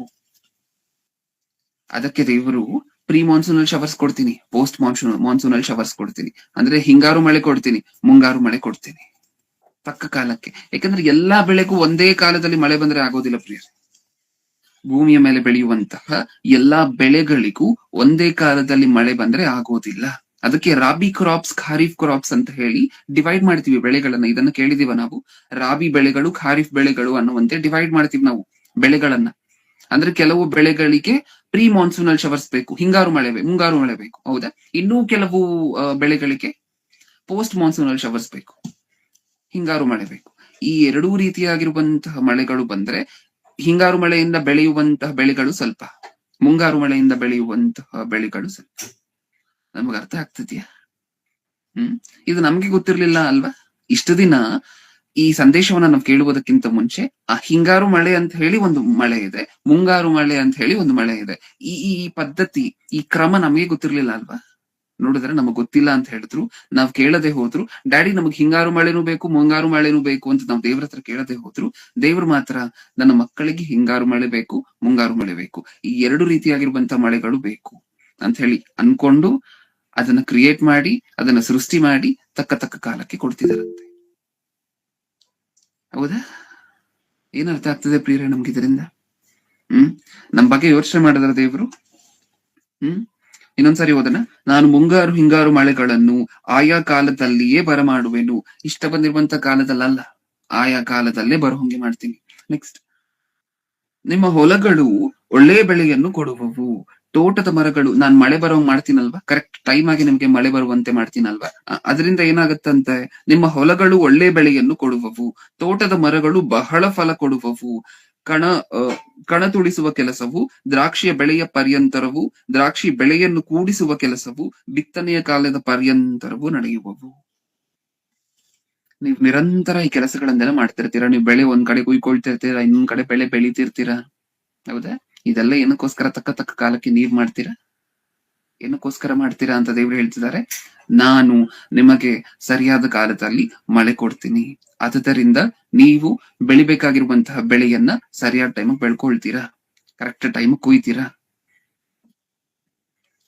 ಯೋಚನೆ ಮಾಡಿದ್ರ ದೇವರು ನಮ್ಮ ಬಗ್ಗೆ, ನಾವು ಹುಟ್ಟೋದಕ್ಕಿಂತ ಮುಂಚೆನೆ ನಮ್ಮ ಬಗ್ಗೆ ಯೋಚನೆ ಮಾಡುವಂತಹದ್ದು ಬಿಡಿ ಹೋಗ್ಲಿ. ನಾವ್ ಯಾವ ಬೆಳೆಯನ್ನ ಬೆಳಿತೀವೋ ಆ ಬೆಳೆ, ನನ್ನ ಮಕ್ಕಳು ಬೆಳಿತಿದಾರಲ್ವಾ, ಆ ಬೆಳೆ ಅದು ಅವ್ರ ಕೈಗೆ ಬರ್ಬೇಕಲ್ವಾ ಅಂತ ಹೇಳಿ ನಾವ್ ಬೆಳೆಯುವಂತಹ ಬೆಳೆ ಬಗ್ಗೆ ಯೋಚನೆ ಮಾಡ್ತಿದ್ದಾರೆ ದೇವ್ರು. ಹೌದಾ? ನಮ್ಮ ಬಗ್ಗೆ ಯೋಚನೆ ಮಾಡಿದ್ರು. ಹೌದಾ? ನಮಗ್ ಉಸಿರಾಡ್ಲಿಕ್ಕೆ ಗಾಳಿ ಬೇಕು, ಹೌದಾ? ನಮಗ್ ನೋಡ್ಲಿಕ್ಕೆ ಕಣ್ಣು ಬೇಕು, ಇದ್ರ ಬಗ್ಗೆ ಎಲ್ಲ ಯೋಚನೆ ಮಾಡಿದ್ರ? ನಮ್ಮ ಬಗ್ಗೆ ಯೋಚನೆ ಮಾಡಿ ನಮ್ಮನ್ನ ಸೃಷ್ಟಿ ಮಾಡಿದ್ರು. ನಮ್ಮ ಬಗ್ಗೆ ಮಾತ್ರ ಅಲ್ಲ, ನಾವ್ ಯಾವ ಬೆಳೆಯನ್ನ ಬೆಳಿತೀವೋ ನನ್ನ ಮಕ್ಕಳು ಭೂಮಿಯ ಮೇಲೆ ಬದುಕಬೇಕು ಅಂತ ಹೇಳಿದ್ರೆ ಅವ್ರು ಬೆಳೆ ಬೆಳಿಬೇಕಲ್ವಾ, ಅವಾಗ್ಲೇ ಅವ್ರಿಗೆ ಆಹಾರ ಸಿಕ್ಕುವಂತಹದ್ದು. ಒಬ್ಬ ರೈತ ಬೆಳೆ ಬೆಳೆದಿರುವಂತಹದನ್ನ ಕುಯ್ದು ಕರೆಕ್ಟ್ ಟೈಮ್ಗೆ ಅದನ್ನ ಕುಯ್ದ್ರೆ ಅಲ್ವಾ, ಕರೆಕ್ಟ್ ಟೈಮ್ಗೆ ಆ ಬೆಳೆ ಬಂದ್ರೆ ಅಲ್ವಾ ಆತನು ಮಾರ್ಲಿಕ್ಕಾಗುವಂತಹದ್ದನ್ನ ಇನ್ನೊಬ್ಬರಿಗೆ, ಆಗ್ಲೇ ಅಲ್ವಾ ಆತನ ಕುಟುಂಬ ಜೀವನ ಮಾಡ್ಲಿಕ್ಕಾಗುವಂತಹದ್ದು. ಇದ್ರ ಬಗ್ಗೆ ಎಲ್ಲ ಯೋಚನೆ ಮಾಡಿ ನಮ್ಮ ಬಗ್ಗೆ ಮಾತ್ರ ಅಲ್ಲ, ನಾವು ಬೆಳೆಯುವಂತಹ ಬೆಳೆ ಬಗ್ಗೆನೂ ಮುಂಚೆನೆ ಯೋಚನೆ ಮಾಡಿದ್ರಂತೆ. ಪ್ರಕೃತಿ ಬಗ್ಗೆ ಆಲೋಚನೆ ಮಾಡುವುದರಿಂದ ಏನ್ ಸಿಕ್ಕತ್ತೆ ಅಂತ ಹೇಳಿದ್ರೆ, ಪ್ರಕೃತಿಯನ್ನ ನೋಡಿ ಅದನ್ನ ದೇವರ ವಾಕ್ಯಕ್ಕೆ ಕನೆಕ್ಟ್ ಮಾಡೋದ್ರಿಂದ ಆಗುವಂತಹ ಅನುಕೂಲ ಏನು ಅಂತ ಹೇಳಿ ಕೇಳಿದ್ರೆ, ಇದು ದೇವರು ನಮ್ಮನ್ನ ಎಷ್ಟು ಪ್ರೀತಿ ಮಾಡಿದ್ರು ಅನ್ನುವಂತಹದ್ದು ಈ ಪ್ರಕೃತಿಯನ್ನ ನೋಡಿದಾಗ್ಲೇ ನಮಗೆ ಅರ್ಥ ಆಗುವಂತಹದ್ದು. ನೆಕ್ಸ್ಟ್, ಧರ್ಮೋಪದೇಶ ಕಾಂಡ 11ನೇ ಅಧ್ಯಾಯ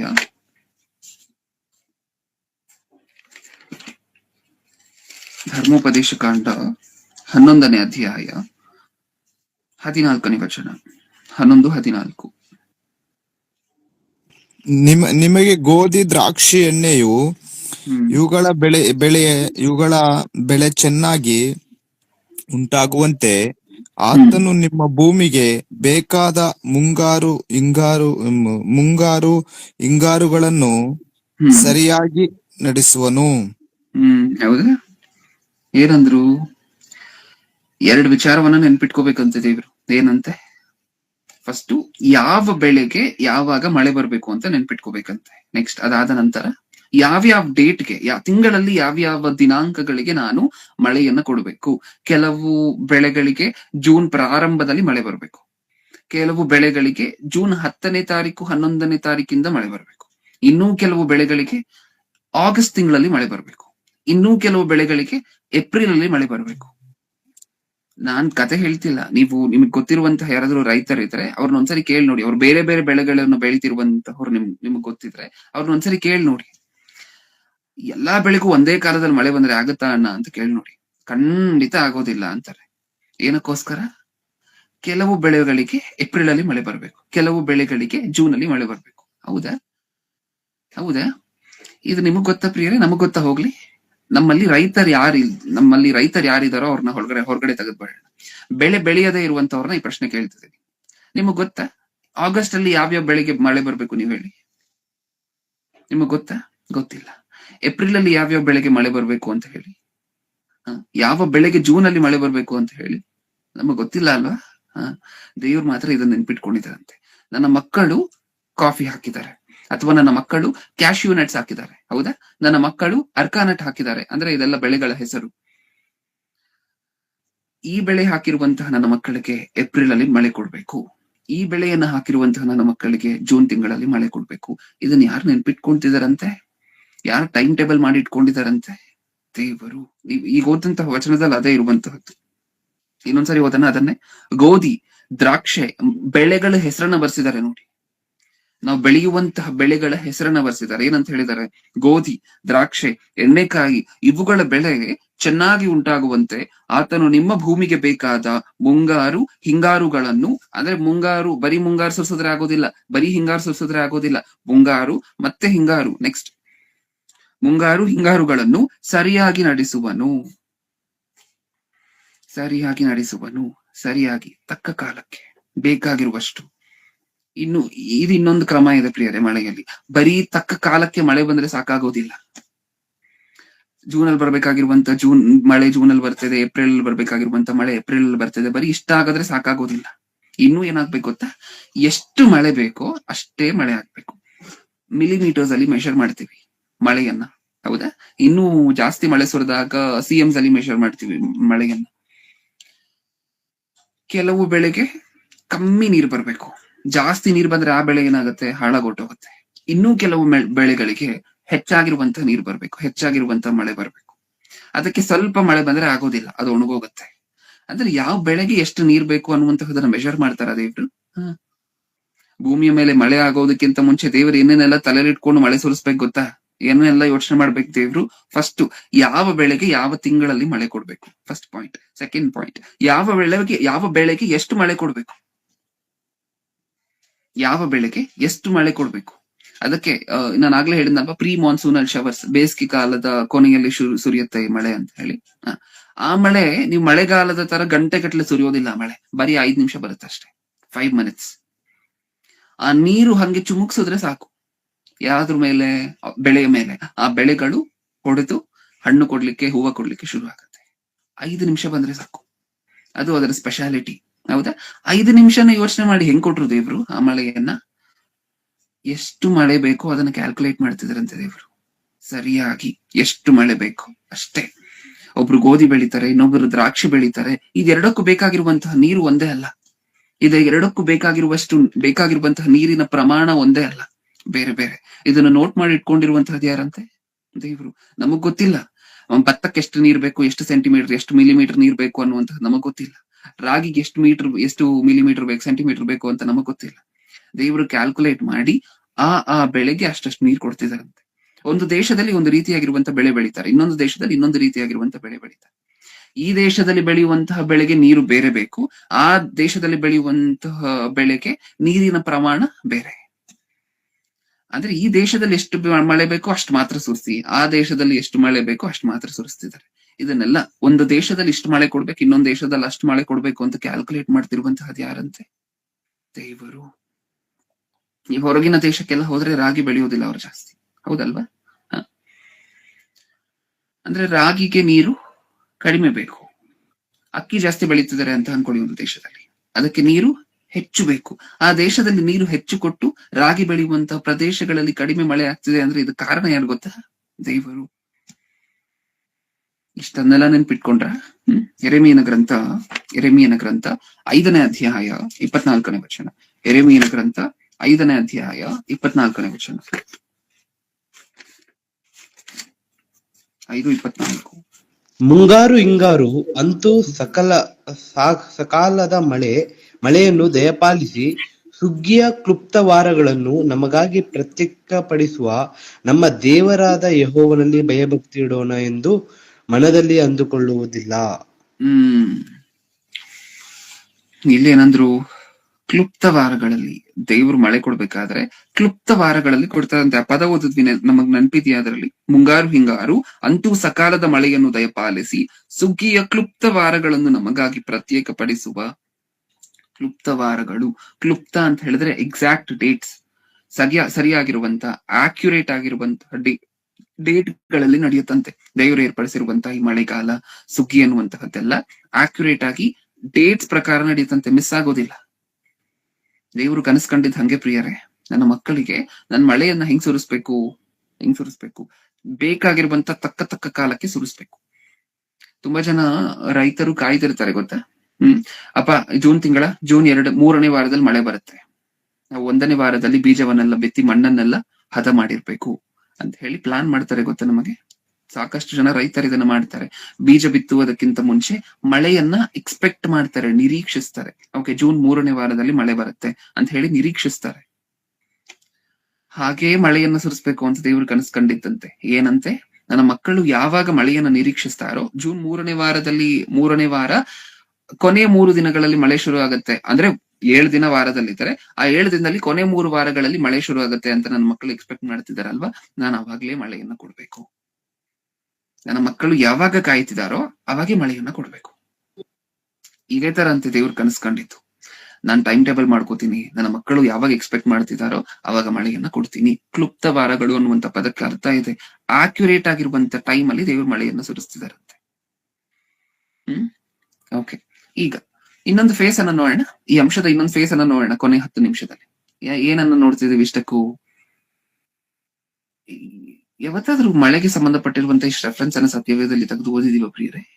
ಯಾವತ್ತಾದ್ರೂ ಮಳೆಗೆ ಸಂಬಂಧಪಟ್ಟಿರುವಂತಹ ಎಷ್ಟು ರೆಫರೆನ್ಸ್ ಅನ್ನ ಓದಿದೀವಿ ಇವಾಗವರೆಗೂ? ಬರ್ದಿಟ್ಕೊಂಡಿರುವಂತವ್ರು ಯಾರಾದ್ರೂ ಹೇಳ್ತೀರಾ ಪಟ್ ಅಂತ? 8. ಯಾವತ್ತಾದ್ರೂ 8 ರೆಫರೆನ್ಸ್ ಗಳನ್ನ ಲೈನ್ ಆಗಿ ತೆಗೆದು ನೋಡಿದೀವ ಮಳೆಗೆ ಸಂಬಂಧಪಟ್ಟಂತೆ? ನಾವೆಲ್ಲ ಸತ್ಯವೇದ ಓದುವಂತವರೇ ಅಲ್ವಾ? ಸತ್ಯವೇದ ಓದುವಂತಹ ನಾವೇ ಮಳೆಗೆ ಸಂಬಂಧಪಟ್ಟಂತೆ ಈ ರೆಫರೆನ್ಸ್ ಗಳನ್ನೆಲ್ಲ ನೋಡಿ, ಈ ರೆಫರೆನ್ಸ್ ಗಳನ್ನ ಪ್ರಕೃತಿಗೆ ಮ್ಯಾಚ್ ಮಾಡಿ, ಮಳೆ ಸುರಿಯುವಂತಹದಕ್ಕೆ ಮ್ಯಾಚ್ ಮಾಡಿ. ನನ್ನ ಮಗನ ಸಿಲೆಬಸ್ ಅಲ್ಲೂ ಪ್ರೀ ಮಾನ್ಸೂನಲ್ ಶವರ್ಸ್ ಇದೆ, ಪೋಸ್ಟ್ ಮಾನ್ಸೂನಲ್ ಶವರ್ಸ್ ಇದೆ, ಮುಂಗಾರು ಮಳೆ ಇದೆ, ಹಿಂಗಾರು ಮಳೆ ಇದೆ. ದೇವ್ರ ಸತ್ಯವೇದದಲ್ಲಿ ಬರ್ಸಿದಾರಲ್ವ ಮುಂಗಾರು ಹಿಂಗಾರು ಮಳೆ ಬಗ್ಗೆ. ಹಂಗಂದ್ರೆ ಈ ದೇವ್ರ ಸೃಷ್ಟಿ ಮಾಡಿರುವಂತಹದ್ದು ಅಂತ ಯಾವತ್ತಾದ್ರೂ ಆಶ್ಚರ್ಯ ಪಟ್ಟಿದೀವ? ಯಾವತ್ತಾದ್ರೂ ಬೆರಗಾಗಿದ್ದೀವ? ಯೋಚನೆ ಮಾಡಿದ್ರೆ ಅಲ್ವಾ ಬೆರಗಾಗುವಂತಹದ್ದು, ಹೌದಲ್ವಾ? ಅದನ್ನ ಯಾವತ್ತಾದ್ರೂ ಆಲೋಚನೆ ಮಾಡಿದ್ರೆ ಅಲ್ವಾ ನಾವು ಆಶ್ಚರ್ಯ ಪಡುವಂತಹದ್ದು? ಆಲೋಚನೆ ಮಾಡಿಲ್ಲ ಅಲ್ವಾ? ಮಳೆ ಬಂತು, ಬೆಳೆ ಬೆಳೀತು, ಆ ಬೆಳೆಯಿಂದನೂ ಹೊಟ್ಟೆ ತುಂಬಿಸ್ಕೊಂಡಿರುವಂತ ಸಾಕಷ್ಟು ಉದಾಹರಣೆಗಳಿದೆ. ಯಾವತ್ತು ಆ ಬೆಳೆ ಹೇಗೆ ಬೆಳೀತು, ತಕ್ಕ ಕಾಲಕ್ಕೆ ಮಳೆ ಕೊಡ್ತಿರುವಂತಹದ್ದು ಯಾರು? ಮುಂಗಾರು ಮಳೆ ಅಂದ್ರೆ ಏನು, ಹಿಂಗಾರು ಮಳೆ ಅಂದ್ರೆ ಏನು? ಕೆಲವು ಬೆಳೆಗಳನ್ನ ನಾವು ಏಪ್ರಿಲ್ ಅಲ್ಲಿ ಬಿತ್ತಿದ್ವಿ, ಅದಕ್ಕೂ ಮಳೆ ಬಂತು. ಕೆಲವು ಬೆಳೆಗಳನ್ನು ಜೂನ್ಗಿಂತ ಮುಂಚೆ ಬಿತ್ತಿದ್ವಿ, ಅದಕ್ಕೂ ಮಳೆ ಬಂತು. ಇದಕ್ಕೆ ಎಷ್ಟು ಬೇಕು ಮಳೆ ಅಷ್ಟು ಬಂತು, ಅದಕ್ಕೆ ಎಷ್ಟು ಬೇಕು ಮಳೆ ಅಷ್ಟು ಬಂತು. ಇದನ್ನೆಲ್ಲ ಕ್ಯಾಲ್ಕುಲೇಟ್ ಮಾಡಿ ಯಾರಪ್ಪ ಸುರಿಸ್ತಿರುವಂತಹದ್ದು ಅಂತ ಯಾವತ್ತಾದ್ರೂ ಆಲೋಚನೆ ಮಾಡಿದೀವ? ಈ ಪ್ರಪಂಚ ಆಲೋಚನೆ ಮಾಡಿದ್ಯಾ? ಇಡೀ ಪ್ರಪಂಚದಲ್ಲಿ ಎಲ್ಲರೂ ಸಹ ಹೊಟ್ಟೆ ತುಂಬಿಸ್ಕೊಳ್ಳುವಂತವ್ರೇನಾ? ಒಬ್ಬ ವ್ಯಕ್ತಿಯನ್ನ ತೋರಿಸಿ ಪ್ರಿಯರ, ನಾನು ಮಳೆ ಬೇಡ ಅನ್ನುವಂತಹ ಒಬ್ಬ ವ್ಯಕ್ತಿಯನ್ನ ತೋರಿಸಿ ಪ್ರಪಂಚದಲ್ಲಿ. ಕಾಣ್ತಾರ ನಿಮಗೆ?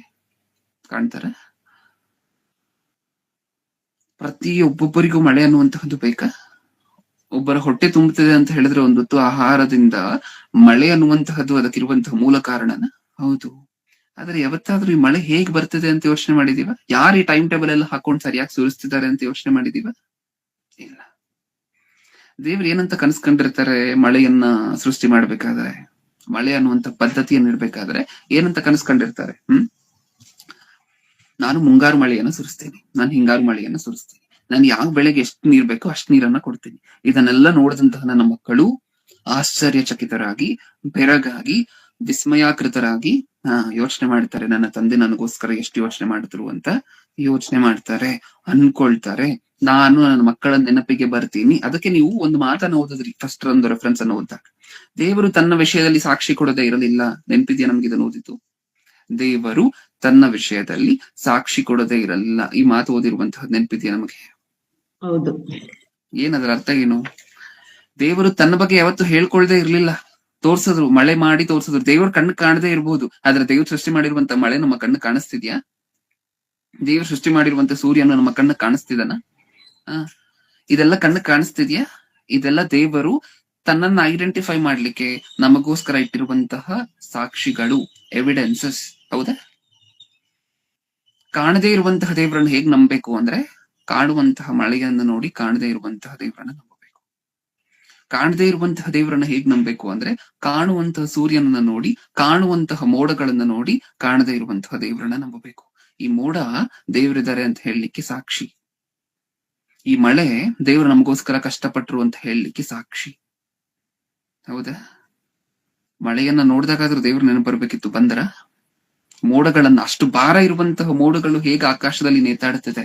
ಒಂದು ಪಿಲ್ಲರ್ ಇಲ್ಲ, ಒಂದು ಹಗ್ಗವನ್ನ ಕಟ್ಟಿಲ್ಲ ದೇವ್ರು ಮೇಲಿಂದ. ಏನನ್ನು ಮಾಡುತ್ತೆ? ಅಷ್ಟು ಭಾರ ಇರುವಂತಹ ನೀರು, ಅಷ್ಟೊಂದು ಗ್ಯಾಲನ್ ಗಟ್ಲೆ, ಲಕ್ಷ ಕೋಟಿ ಗಟ್ಲೆ ಗ್ಯಾಲನ್ಗಳು ನೀರಿರುವಂತಹ ಮೋಡ ಹೇಗೆ ನೇತಾಡ್ತದೆ ಆಕಾಶದಲ್ಲಿ?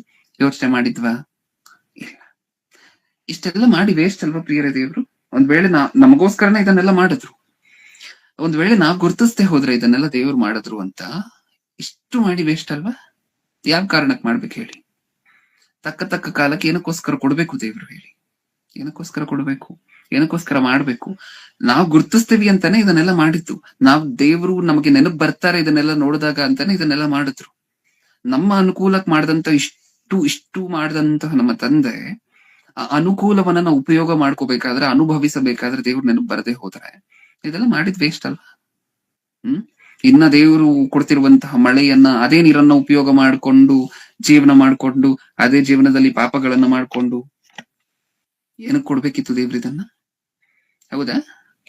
ಈಗ ಅದಕ್ಕೋಸ್ಕರನೇ ನೀವು ಗುರ್ತಿಸಿಲ್ಲ ಅಲ್ವಾ? ನಾನು ತಕ್ಕ ಕಾಲಕ್ಕೆ ನಿಮಗೆ ಮಳೆಯನ್ನ ಕೊಟ್ಟೆ, ನಿಮ್ಮ ಬೆಳೆಗಳು ಸರಿಯಾಗಿ ಕಾಲಕ್ಕೆ ಬೆಳೆಯುವಂತೆ ಮಾಡಿದೆ. ನೀವು ಗುರ್ತಿಸಿಲ್ಲ ಅಲ್ವಾ? ಅದಕ್ಕೋಸ್ಕರ ಏನ್ ಮಾಡ್ತೀನಿ ಗೊತ್ತಾ? ಏನ್ ಮಾಡ್ತೀನಿ? ಅದೇ ಮಳೆಯನ್ನ ಉಪಯೋಗ ಮಾಡ್ಕೊಂಡು ಏನ್ ಮಾಡ್ತೀನಿ? ಅದೇ ಯೆರೆಮೀಯನ ಗ್ರಂಥ 5ನೇ ಅಧ್ಯಾಯ 24ನೇ ವಚನವನ್ನ ಇನ್ನೊಂದ್ಸರಿ ಓದೋಣ. 5:24. ಮುಂಗಾರು ಹಿಂಗಾರು ಅಂತೂ ಸಕಾಲದ ಮಳೆಯನ್ನು ದಯಪಾಲಿಸಿ ಸುಗ್ಗಿಯ ಕ್ಲುಪ್ತವಾರಗಳನ್ನು ನಮಗಾಗಿ ಪ್ರತ್ಯೇಕಪಡಿಸುವ ನಮ್ಮ ದೇವರಾದ ಯೆಹೋವನಲ್ಲಿ ಭಯಭಕ್ತಿ ಇಡೋಣ ಎಂದು ಮನದಲ್ಲಿ ಅಂದುಕೊಳ್ಳುವುದಿಲ್ಲ. ಏನ್ ಅನ್ಕೊಂಡಿಲ್ವಂತೆ ನಾವು? ಪ್ರತ್ಯೇಕಪಡಿಸುವ ನಮ್ಮ ದೇವರಾದ ಯೆಹೋವನಲ್ಲಿ ಭಯಭಕ್ತಿ ಇಡೋಣ ಎಂದು ಮನದಲ್ಲಿ ಅಂದುಕೊಳ್ಳುವುದಿಲ್ಲ. ಯಾವತ್ತಾದ್ರೂ ಅನ್ಕೊಂಡಿದ್ವಾ? ಅಪ್ಪ, ಅಷ್ಟು ದೊಡ್ಡ ಮೋಡವನ್ನ ಮೇಲೆ ನೇತಾಡಿಸ್ತಿದಾರಲ್ವಾ, ಇನ್ನೆಷ್ಟು ಶಕ್ತಿವಂತರಾಗಿರ್ಬೋದು ಆ ದೇವರು, ಇನ್ನೆಷ್ಟು ಭಯಂಕರರಾಗಿರ್ಬೋದು ಆ ದೇವರು. ದೇವ್ರ ಮಾತನ್ನ ಕೇಳಿ ಮೋಡನೇ ಅಲ್ಲಿ ನಿಂತ್ಕೊಂಡ್ಬಿಟ್ಟಿದ್ದಾನೆ, ಅಲ್ಲಿ ನಿಂತ್ಕೋತೀನಿ ಅಂತ ಹೇಳಿ ದೇವ್ರು ಹೇಳಿದ್ದಾರೆ, ನೀನ್ ಇಲ್ಲಿ ನಿಂತ್ಕೋಬೇಕು ಮೋಡವೇ ಅಂತ ಮೋಡ ಕೇಳಿದ್ರೆ ಅದ್ ಅಲ್ಲೇ ನಿಂತಿದೆ, ಅಲ್ಲಾಡ್ತಿಲ್ಲ. ದೇವ್ರು ಅಲ್ಲಾಡ್ಸೋವರೆಗೂ ಕದಲ್ತಿಲ್ಲ, ದೇವ್ರು ಕರಗ್ಸೋವರೆಗೂ ಕರಗ್ತಿಲ್ಲ, ಮಳೆಯಾಗಿ ಕೆಳಗಡೆ ಬೀಳ್ತಿಲ್ಲ ದೇವ್ರು ಹೇಳೋವರೆಗೂ.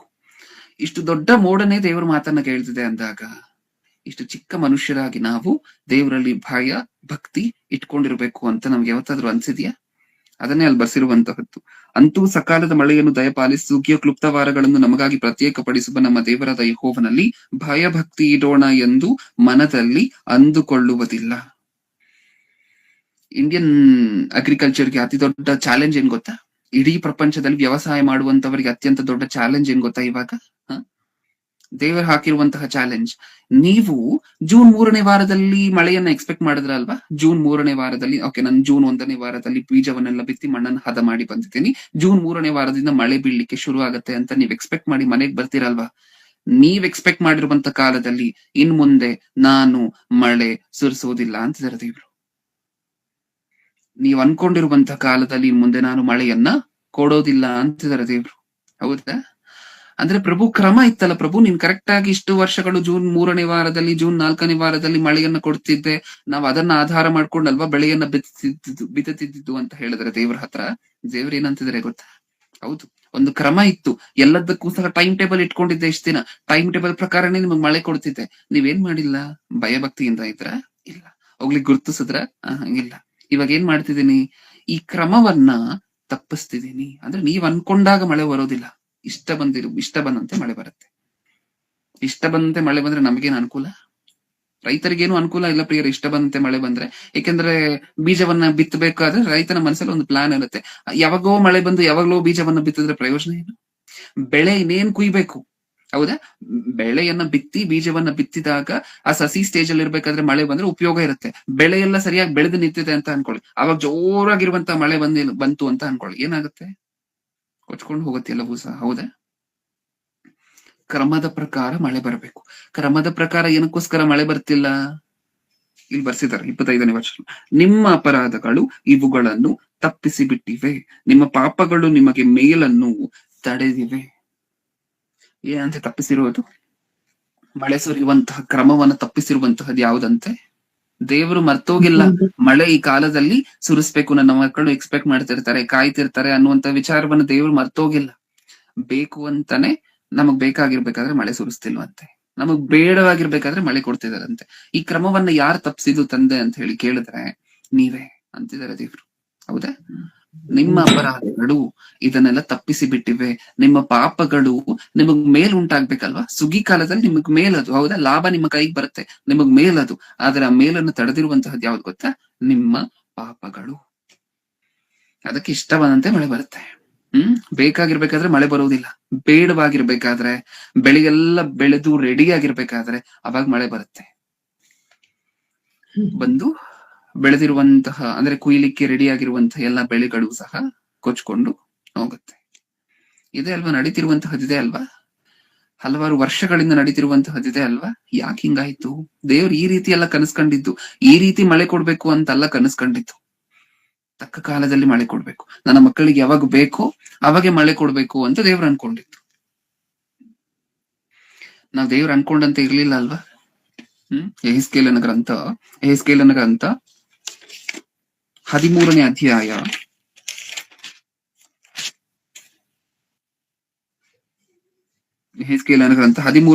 13ನೇ ವಚನ, 13. ಹೀಗಿರಲು ಕರ್ತನಾದ ಯೆಹೋವನು ಇಂತೆನ್ನುತ್ತಾನೆ, ನಾನು ಸಿಟ್ಟುಗೊಂಡು ಗೋಡೆಯನ್ನು ಬಿರುಗಾಳಿಯಿಂದ ಒಡೆದು ಹಾಕುವೆನು. ಮುಂದೆ ಅದನ್ನು ನಾಶ ಮಾಡಲಿಕ್ಕೆ ವಿಪರೀತ ಮಳೆಯುಂಟಾಗುವುದು, ರೋಷದಿಂದ ಆನೆಕಲ್ಲುಗಳು ಸುರಿಯುವವು. ದೇವ್ರ ಕೋಪ ಬಂದ್ರೆ ಏನಾಗತ್ತಂತೆ? ವಿಪರೀತವಾಗಿರುವಂತಹ ಮಳೆ. ಟಿವಿಗಳಲ್ಲಿ ನೀವು ನೋಡಿದೀರಾ ಅಲ್ವಾ ಅಪ್ಪ? ಏನಂತ ನೋಡಿದೀರಾ? ಮಳೆರಾಯನೆ ನ್ಯೂಸ್ ಚಾನೆಲ್ಗಳಲ್ಲಿ ಬರುವಂತಹ ಟ್ಯಾಗ್ ಲೈನ್ಗಳು ಏನೇನು, ಟೈಟಲ್ಗಳು ಏನೇನು ಇಟ್ಕೊಂಡಿರ್ತಾರೆ? ಮಳೆ ಜಾಸ್ತಿಯಾಗಿ ಬೆಟ್ಟ ಗುಡ್ಡಗಳೆಲ್ಲ ಕುಸಿದು, ಮನೆಗಳೆಲ್ಲ ನೆಲಸಮ ಆಗಿ, ಮನುಷ್ಯರು ಸಹ ಮರಣ ಹೊಂದಿ, ಬೆಳೆಗಳೆಲ್ಲ ಕೊಚ್ಕೊಂಡು ಹೋದ ಆ ದೃಶ್ಯಕ್ಕೆ ನ್ಯೂಸ್ ಚಾನೆಲ್ ಅವರು ಇಡುವಂತಹ ಟೈಟಲ್ ಏನು ಆ ಪ್ರೋಗ್ರಾಮ್ಗೆ? ಮಳೆರಾಯನೆ ನಿನಗೆ ಕರುಣೆ ಇಲ್ವಾ? ಹೌದಾ? ಅಲ್ಲಿ ಮಳೆರಾಯನದ ತಪ್ಪು ನಿಮ್ಗೇನ್ ಅನ್ನಿಸ್ತಿದೆ? ಮಳೆರಾಯನದ ತಪ್ಪು ಅಂತ ಅನ್ನಿಸ್ತಿದ್ಯಾ? ತಪ್ಪ್ಯಾರು? ನಮ್ಮ ಅಪರಾಧಗಳು, ನಮ್ಮ ಪಾಪಗಳು ಅಂತ ದೇವ್ರು ಹೇಳ್ತಾರೆ. ನಾವ್ ಯಾರನ್ನ ಬ್ಲೇಮ್ ಮಾಡ್ತಿದೀವಿ? ಮಳೆರಾಯನೇ ನಿನಗಿನ್ನೂ ಕರುಣೆ ಇಲ್ವಾ? ತಗೊಂಡಿರುವಂತಹ ಬಲಿಗಳು ಸಾಕಾಗೋದಿಲ್ವಾ? ಕೆಂಗೆಣ್ಣು, ಹೌದಾ? ಕಂಗೆಣ್ಣು ಏನು ಯೂಸ್ ಮಾಡ್ತೀವಲ್ವಾ ಪ್ರಿಯರೇ ಪದಗಳು? ಈ ರೀತಿಯಾಗಿರುವಂತಹ ಪದಗಳನ್ನ ಯೂಸ್ ಮಾಡ್ತೀವಿ. ಇದರಲ್ಲಿ ಯಾವುದೂ ಸಹ ಕೆಲಸಕ್ಕೆ ಬರುವುದಿಲ್ಲ. ಯಾಕೆ? ಆ ಕ್ರಮ ತಪ್ಪಿರುವಂತಹದ್ದು ನಮ್ಮ ಪಾಪಗಳಿಂದ, ನಮ್ಮ ಅಪರಾಧಗಳಿಂದ. ನಾವು ಅದನ್ನ ತಗೊಂಡೋಗಿ ಯಾರ ಮೇಲೆ ಬ್ಲೇಮ್ ಮಾಡ್ತಿದೀವಿ? ಮಳೆಯ ಮೇಲೆ. ಈ ವಚನವನ್ನ ಓದೋಣ ಇನ್ನೊಂದ್ಸಾರಿ. ದೇವ್ರಿಗೆ ಕೋಪ ಬಂದ್ರೆ ಏನಾಗತ್ತಂತೆ? ವಿಪರೀತ ನಾನು ಸಿಟ್ಟುಗೊಂಡು ಗೋಡೆಯನ್ನು ಬಿರುಗಾಳಿಯಿಂದ ಒಡೆದು ಹಾಕುವೆನು, ಅದನ್ನು ನಾಶ ಮಾಡಲಿಕ್ಕೆ ನನ್ನ ಕೋಪದಿಂದ ವಿಪರೀತ ಮಳೆಯುಂಟಾಗುವುದು, ತನ್ನ ರೋಷದಿಂದ ಆನೆಕಲ್ಲುಗಳು ಸುರಿಯುವುದು.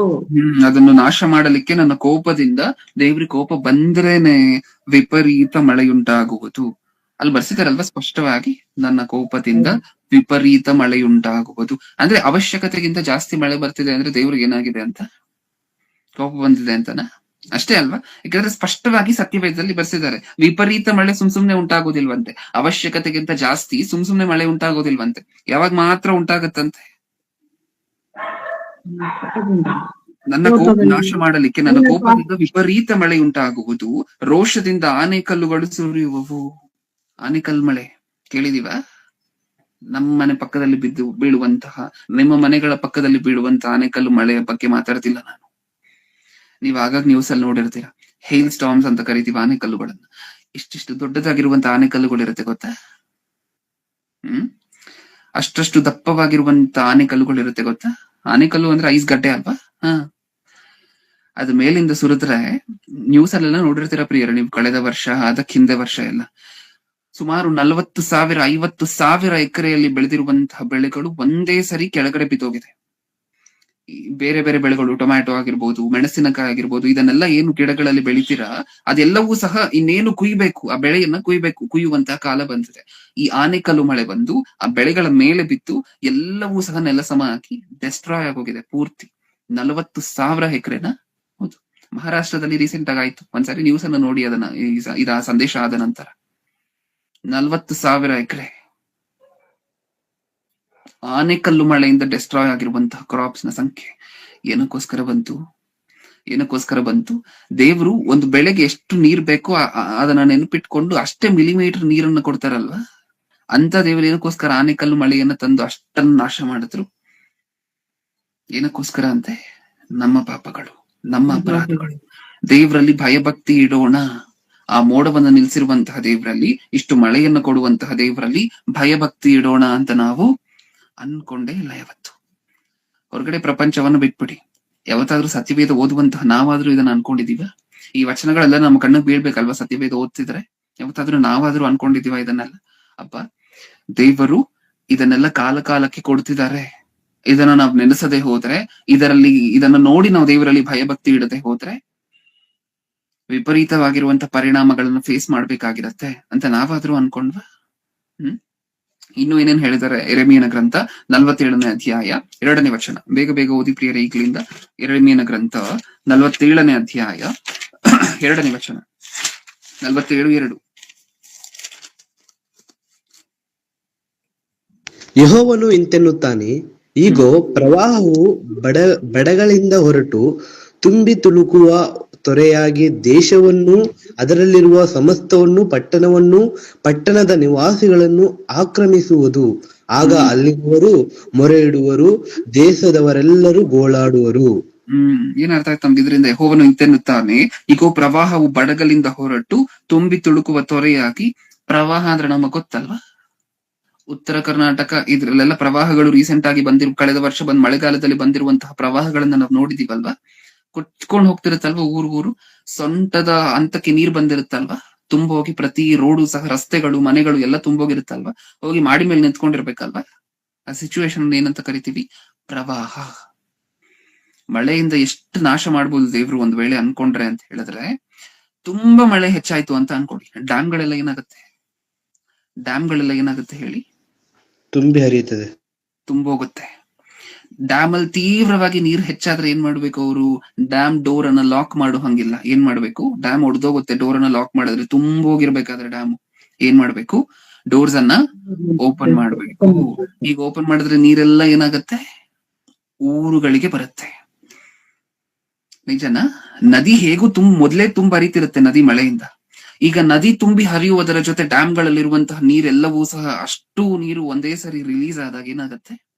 ಊರ್ ಮೇಲೆಲ್ಲ ಬಂದು ಮನೆಗಳೆಲ್ಲ ಮುಚ್ಚೋಗಿ, ಜನಕ್ಕೆ ಊಟ ಸಿಕ್ಕದೆ, ನೀರು ಶುದ್ಧವಾಗಿರುವಂತಹ ನೀರು ಸಿಕ್ಕದೆ ಕುಡಿಲಿಕ್ಕೂ ಸಹ ಮಾಡಿ ಮೇಲೆ ನಿಂತ್ಕೊಂಡಿರ್ಬೇಕು. ಒಂದ್ ಕಡೆ ಎಲ್ಲೋ ಉಪವಾಸ ಜೀವನ ನಡೆಸ್ಬೇಕು. ಅವಾಗ ಹೆಲಿಕಾಪ್ಟರ್ ಇಂದನೋ, ನಮ್ಮ ರಾಜಕಾರಣಿಗಳು ನಿಮಗೆ ಗೊತ್ತಲ್ವಾ, ಹೆಲಿಕಾಪ್ಟರ್ ಇಂದನೋ ಅಲ್ಲಿಂದನೋ ಇಲ್ಲಿಂದನೋ ಬಿಸ್ಕೆಟ್ ಪ್ಯಾಕೆಟ್ ಗಳನ್ನ ಮೇಲಿಂದ ಎಸಿತಾರೆ. ಅದನ್ನ ಹಿಡ್ಕೊಂಡು ಶ್ವಾನಗಳಂತೆ ತಿಂದು ಜೀವನ ಮಾಡ್ಬೇಕು.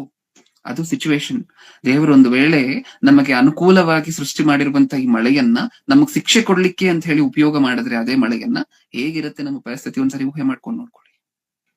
ಕಟ್ಟಿರುವಂತಹ ಮನೆ ಅವಾಗ ಕೆಲ್ಸಕ್ಕೆ ಬರೋದಿಲ್ಲ. ಇಲ್ಲಿ ತನಕ ನೀರ್ ಬಂದ್ರೆ ಮನೇಲಿ ಏನ್ ಮಾಡ್ತೀವಿ? ಕುತ್ಕೊಂಡು, ಹೌದಾ? ಎಲ್ಲೋ ಒಂದು ಎತ್ತರವಾಗಿರುವಂತಹ ಪ್ರದೇಶಕ್ಕೆ ಹೋಗಿ ಕಾಯ್ಕೊಂಡಿರ್ಬೇಕು ಊಟಕ್ಕೆ, ನೀರಿಗೆ. ಯೋಬನ ಗ್ರಂಥ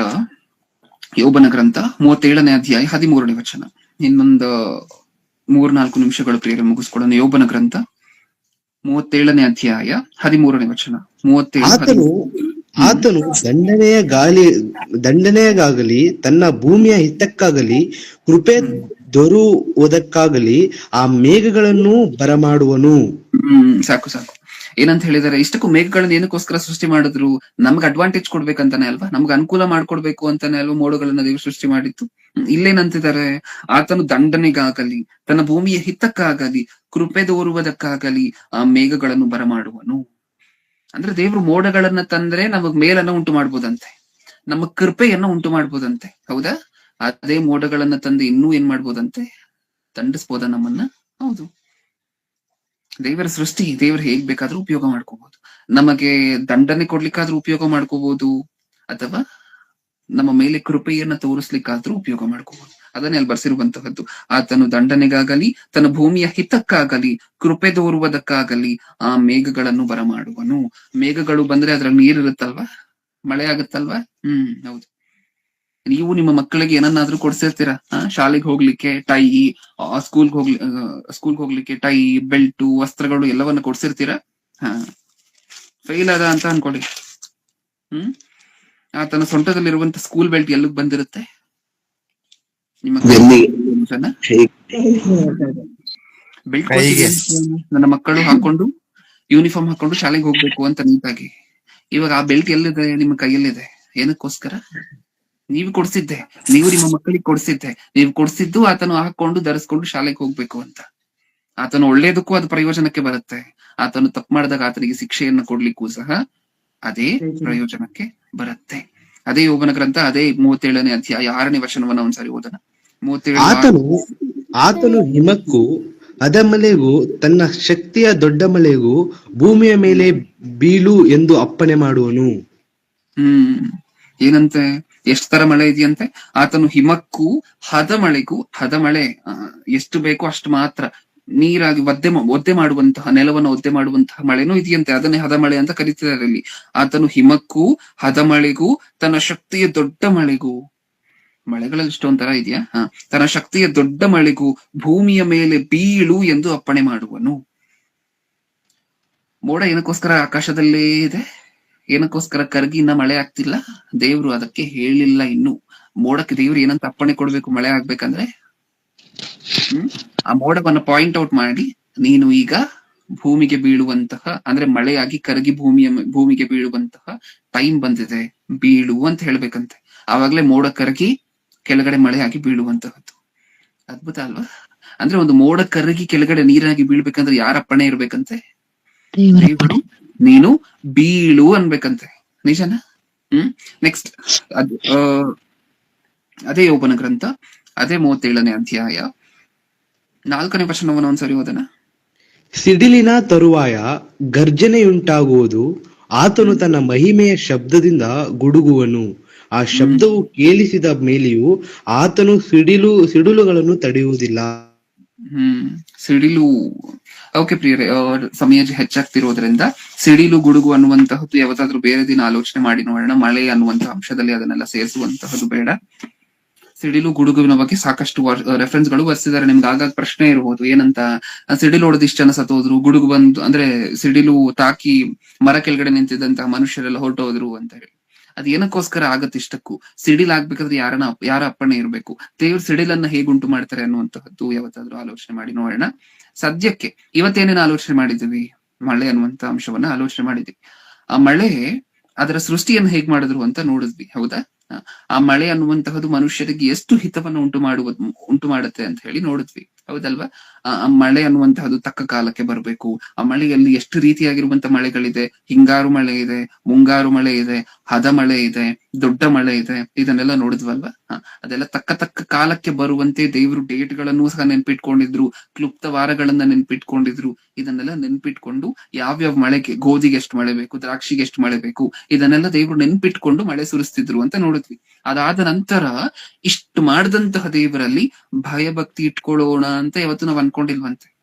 ಹೌದಲ್ವಾ? ಇನ್ ಏನಕ್ಕೋಸ್ಕರ? ಅಷ್ಟು ಮಾಡಿದ್ಮೇಲೆ ಆ ದೇವರಲ್ಲಿ ಭಯಭಕ್ತಿ ಇಲ್ಲದೆ ಹೋದ್ರೆ, ಇದೆಲ್ಲ ದೇವ್ರು ಮಾಡಿದ್ರು ಅಂತ ಗುರುತಿಸದೆ ಹೋದ್ರೆ ಇಷ್ಟೆಲ್ಲ ವೇಸ್ಟ್ ಅಲ್ವಾ ಮಾಡಿತ್ತು. ನಮಗ್ ಪಾಠ ಕಲಿಸ್ಲಿಕ್ಕೋಸ್ಕರ ದೇವ್ರ ಅದೇ ಮಳೆಯನ್ನು ಹೇಗೆ ಉಪಯೋಗ ಮಾಡ್ಕೊಂಡ್ರು ಅಂತ ನೋಡಿದ್ವಿ.